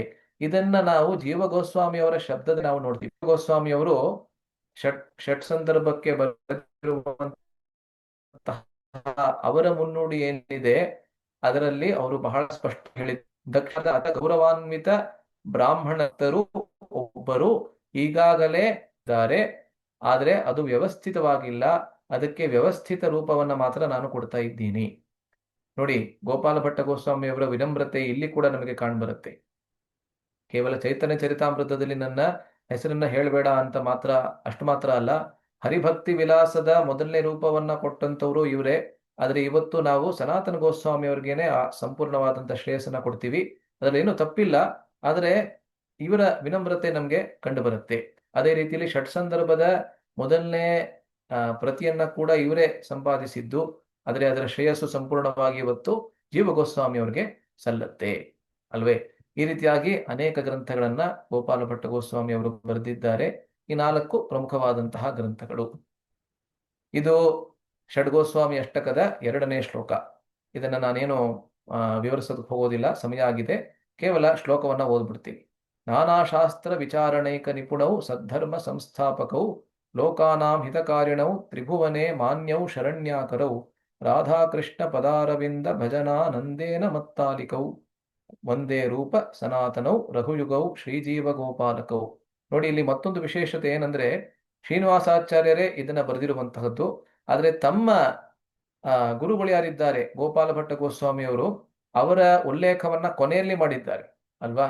ಮೊದಲು ರೂಪ ಗೋಸ್ವಾಮಿ, ಸನಾತನ ಗೋಸ್ವಾಮಿ, ತದನಂತರ ರಘುನಾಥ ಭಟ್ಟ, ರಘುನಾಥ ದಾಸ ಗೋಸ್ವಾಮಿಯವರು, ಜೀವ ಗೋಸ್ವಾಮಿ, ತದನಂತರ ಕೊನೆಯಲ್ಲಿ ಗೋಪಾಲ ಭಟ್ಟ ಗೋಸ್ವಾಮಿ. ಅವರ ವಿನಮ್ರತೆ ಕೂಡ ನಾವು ಇಲ್ಲಿ ನೋಡ್ತಾ ಇದ್ದೀವಿ. ಆಮಾರ್ ಗುರು ಜಗದ್ಗುರು ಅಂತ ನಮ್ಮೆಲ್ಲರ ಸಾಮಾನ್ಯವಾದಂತಹ ಮಾನಸಿಕತೆ. ನಮ್ಮ ಗುರುಗಳೇ ಜಗದ್ಗುರು, ಬೇರೆಯವರ ಬಗ್ಗೆ ಎಲ್ಲ ನನಗೆ ಚಿಂತೆ ಇಲ್ಲ ಅಂತ.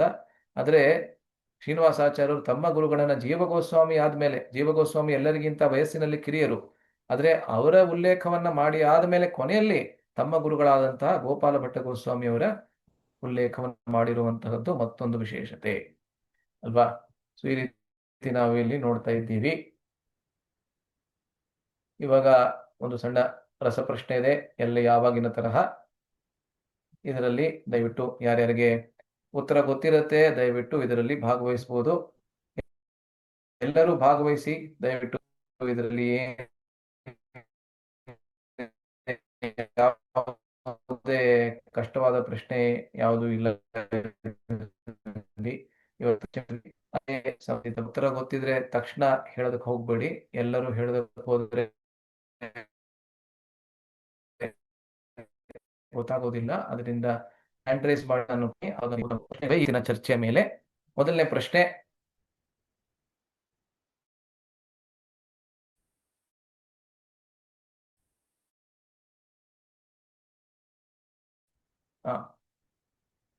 ಕಾಣಿಸ್ತಾ ಇದೆ ಅಲ್ವಾ. ಗೌಡಿಯ ವೈಷ್ಣವ ಮತ್ತೆ ಆ ವಿಗ್ರಹದ ವಿಶೇಷತೆ ಏನು? ಮೂರು ಪ್ರಶ್ನೆ ಇದೆ. ಸಂಬಂಧ, ಆಚಾರ್ಯರು, ಆ ವಿಗ್ರಹ ಮತ್ತೆ ಆ ವಿಗ್ರಹದ ವಿಶೇಷತೆ. ಈ ಮೂರು ಪ್ರಶ್ನೆಗಳಿಗೆ ಉತ್ತರ ಗೊತ್ತಿದ್ದಿರುವಂತವರು ದಯವಿಟ್ಟು ಕೈಯನ್ನ ಎತ್ತಿ ಹ್ಯಾಂಡ್ ರೈಸ್ ಮಾಡಿ. ನಾನು ಕರಿತೀನಿ, ನೀವು ಉತ್ತರವನ್ನ ಕೊಡಬಹುದು. ಯಾರಿಗೂ ಗೊತ್ತಾಗ್ತಾ ಇಲ್ವಾ? ಓಕೆ, ಮಾಧುರಿ ಮಾತಾಜಿ ಅವರು ಹೇಳಿ.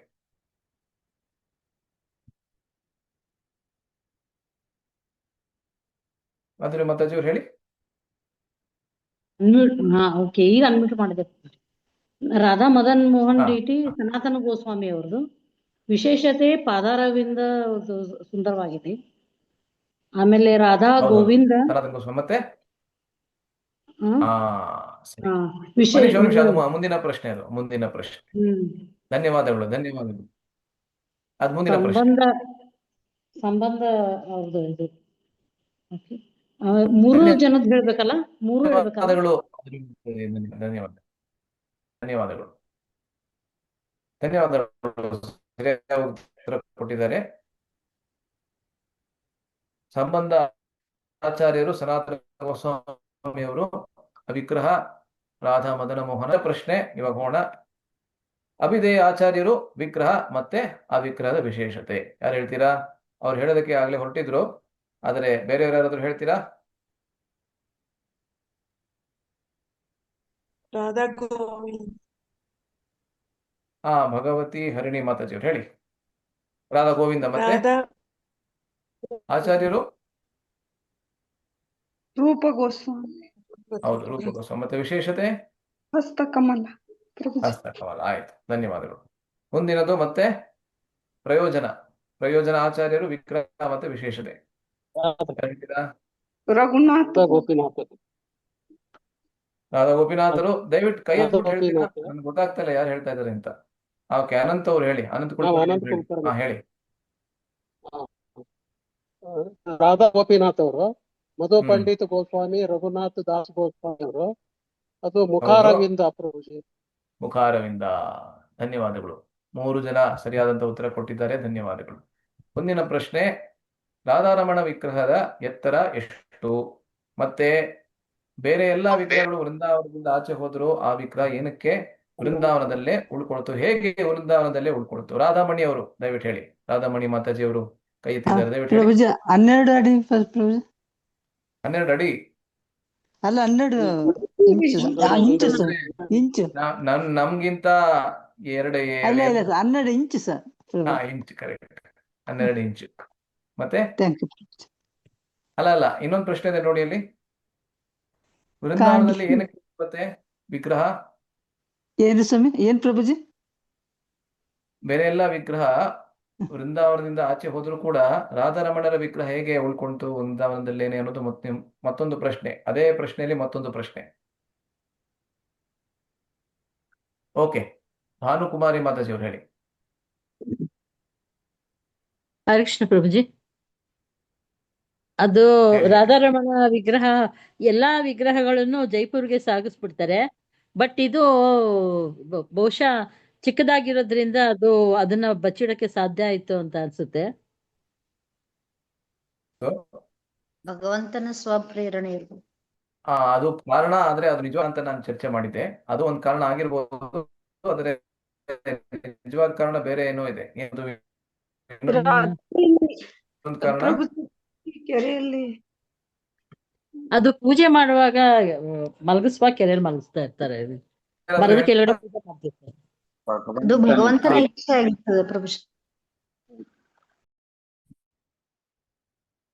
ಕೆರೆ ಹತ್ರ ತಗೊಂಡೋಗೋದು ಇಲ್ಲ, ಶಿಫ್ಟ್ ಬೇರೆ ವೈಸ್ ಅದಲ್ಲ. ಅವ್ರನ್ನ ಅದ್ರ ಬಗ್ಗೆ ಇಲ್ಲ. ಅದ್ರ ಬಗ್ಗೆ ಯಾರೇನು ಹೇಳ್ತಾ ಇದೀರಾ? ಇಲ್ಲ ಇಲ್ಲ, ಕೆರೆ ಅದಲ್ಲ ಅದು ಬೇರೆ, ಅದು ಬೇರೆ. ರಾತ್ರಿ ಎಲ್ಲ ಅದು ಅದು ಬೇರೆ, ಅದು ಸಂರಕ್ಷಣೆ ಮಾಡಿದ್ ಬೇರೆ. ಆದ್ರೆ ಮುಖ್ಯವಾಗಿ ರಾಧಾರಮಣರ ಸ್ವೇಚ್ಛೆಯಿಂದ ಅಲ್ವಾ, ವಿಗ್ರಹದ ಸ್ವೇಚ್ಛೆಯಿಂದ ವೃಂದಾವನದಲ್ಲಿ ಉಳ್ಕೊಳತ್ತೆ ಅಂತ ನಾನು ಚರ್ಚೆ ಮಾಡಿದ್ದೆ. ಆಯ್ತಾ?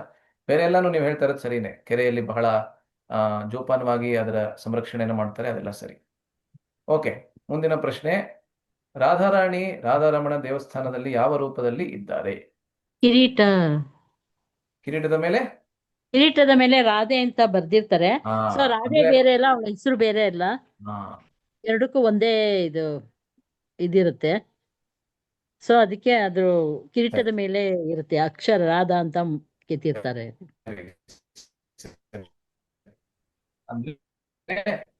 ಅಂದ್ರೆ ನಾಮದ ರೂಪದಲ್ಲಿ ಅವಳು ಉಪಸ್ಥಿತರಿದ್ದಾಳೆ.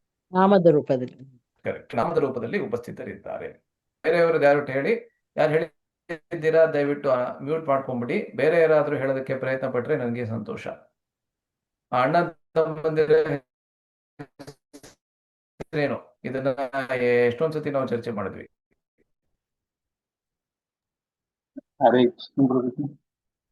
ಹರಿದ್ವಾರದಿಂದ ಬರ್ತಾರಲ್ಲ ಅಣ್ಣ ತಮ್ಮಂದಿರು ಸೇವೆಯನ್ನು ಮಾಡೋದಕ್ಕೆ, ಅವ್ರ ಹೆಸರು ಚಂದ್ರಶೇಖರ್. ಹೇಳಿ.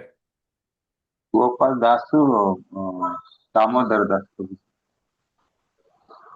ಗೋಪಿನಾಥ್ ದಾಸರು ಮತ್ತೆ ದಾಮೋದರ ದಾಸ್. ಕೊನೆಯ ಪ್ರಶ್ನೆ ಅಂತ ಕಾಣುತ್ತೆ. ಧನ್ಯವಾದಗಳು. ಗೋಪಾಲ ಭಟ್ಟ ಗೋಸ್ವಾಮಿ ಅವರ ಎಲ್ಲಾ ಶಿಷ್ಯರಲ್ಲೂ ಪ್ರಧಾನ ಶಿಷ್ಯರು ಯಾರು? ಅವರು ಯಾವ ಪ್ರಸಿದ್ಧ ಗೀತೆಯನ್ನ ಬರೆದರು?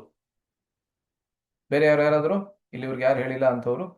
ತುಕಾರಾಮ್ ಬ್ರೋ ಹೇಳಿ. ಹರೇ ಕೃಷ್ಣ ಪ್ರಭುಜಿ. ಶ್ರೀನಿವಾಸ ಆಚಾರ್ಯರು ಪ್ರಭುಜಿ. ಮತ್ತೆ ಅವರು ಬರೆದಿರುವಂತ ಗೀತೆ, ಪ್ರಸಿದ್ಧ ಗೀತೆ ಯಾವುದು?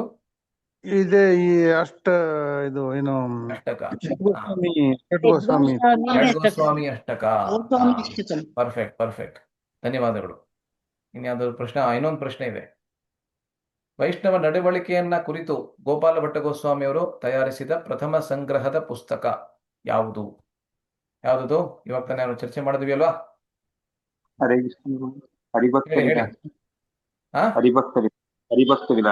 ಹರಿಭಕ್ತಿ ವಿಲಾಸ. ಓಕೆ, ದಯವಿಟ್ಟು ಹ್ಯಾಂಡ್ ರೈಸ್ ಮಾಡಿ ಹೇಳಿದ್ರೆ ವಾಸಿ. ಓಕೆ, ಧನ್ಯವಾದಗಳು ಚಂದ್ರಶೇಖರ್ ಅವ್ರಿಗೆ. ಮತ್ತೆ ಇನ್ನೊಂದು ಪ್ರಶ್ನೆ ಇದೆ. ವೈಷ್ಣವರ ಸಂಸ್ಕಾರ ವಿಧಿಯನ್ನ ವಿವರಿಸುವಂತಹ ಅವರ ಗ್ರಂಥದ ಹೆಸರೇನು? ಓಕೆ, ಮಥುರಾ ಮೀನಾಕ್ಷಿ ಮಾತಾಜಿ ಅವರು ಹೇಳಿ.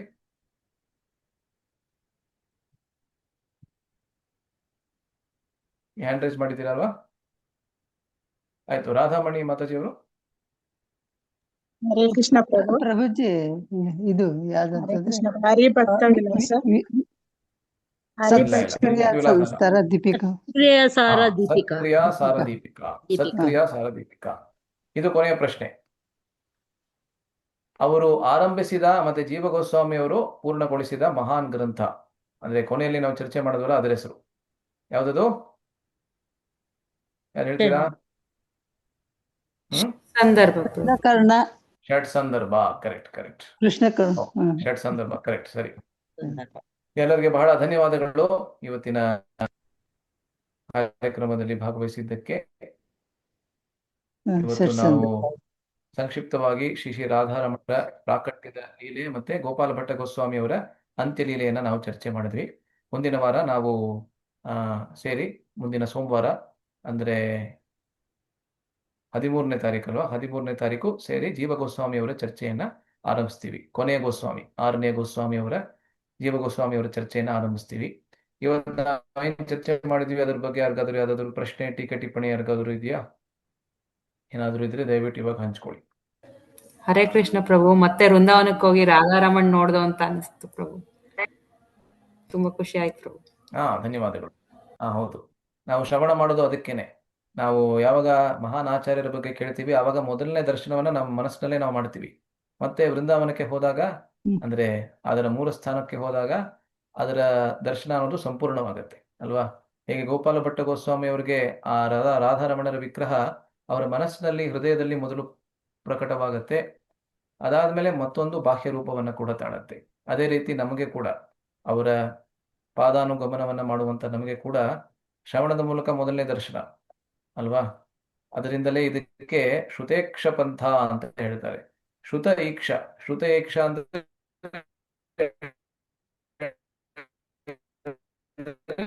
ಕೇಳುವುದರ ಮೂಲಕ ನೋಡುವುದು. ಟೀಕೆ ಟಿಪ್ಪಣಿ ಇಲ್ಲ ಅಂತ ಹೇಳಿದ್ರೆ ಇವಾಗ ನಾವು ಸಮಾಪ್ತಿಯನ್ನು ಮಾಡೋಣ. ಎಲ್ಲರಿಗೆ ಬಹಳ ಧನ್ಯವಾದಗಳು. ಮುಂದಿನ ಸೋಮವಾರ ಮತ್ತೆ ಓಕೆ. ಭಾನು ಮಾತಾಜಿಯವ್ರು ಏನಾದ್ರು ಹೇಳೋದಕ್ಕೆ ಬಯಸ್ತಾ ಇದ್ದೀರಾ? ಹ್ಯಾಂಡ್ ರೈಸ್ ಮಾಡ್ತಾ ಇದ್ದೀರಾ? ಓಕೆ, ಏನಿಲ್ಲ ಅನ್ಸುತ್ತೆ. ಮುಂದಿನ ವಾರ ಮತ್ತೆ ಸೇರಿ ನಮ್ಮ ಚರ್ಚೆನ ಮುಂದುವರಿಸೋಣ. ಎಲ್ಲರಿಗೆ ಧನ್ಯವಾದಗಳು. ಹರೇ ಕೃಷ್ಣ. ಶ್ರೀಪಾದ್ ಗೋಪಾಲ ಭಟ್ಟ ಗೋಸ್ವಾಮಿ ಕಿ ಜೈ. ಶ್ರೀಲ ಪ್ರಭುಪಾದ್ ಕಿ ಜೈ. ಹರೇ ಕೃಷ್ಣ. ಹರೇ ಕೃಷ್ಣ ಪ್ರಭು, ಧನ್ಯವಾದಗಳು. ದಂಡವತ್ ಹರೇ ಪ್ರಣಾಮ ಕೃಷ್ಣ ಪ್ರಭು. ಪ್ರಭು ದಂಡವತ್ ಹರೇ ಕೃಷ್ಣ ಪ್ರಭು, ಪ್ರಭುಜಿ ಏನೋ ದಂಡವತ್ ಹೇಳ್ತಾ ಪ್ರಣಾಮ. ಇದ್ರು, ಇಂಟರ್ನೆಟ್ ಕಟ್ ಆಗೋಯ್ತು. ಥ್ಯಾಂಕ್ ಯು ಪ್ರಭು. ಹರೇ ಕೃಷ್ಣ ಪ್ರಭು. ಹರೇ ಕೃಷ್ಣ ಪ್ರಭುಜಿ, ಥ್ಯಾಂಕ್ ಯು ಪ್ರಭುಜಿ.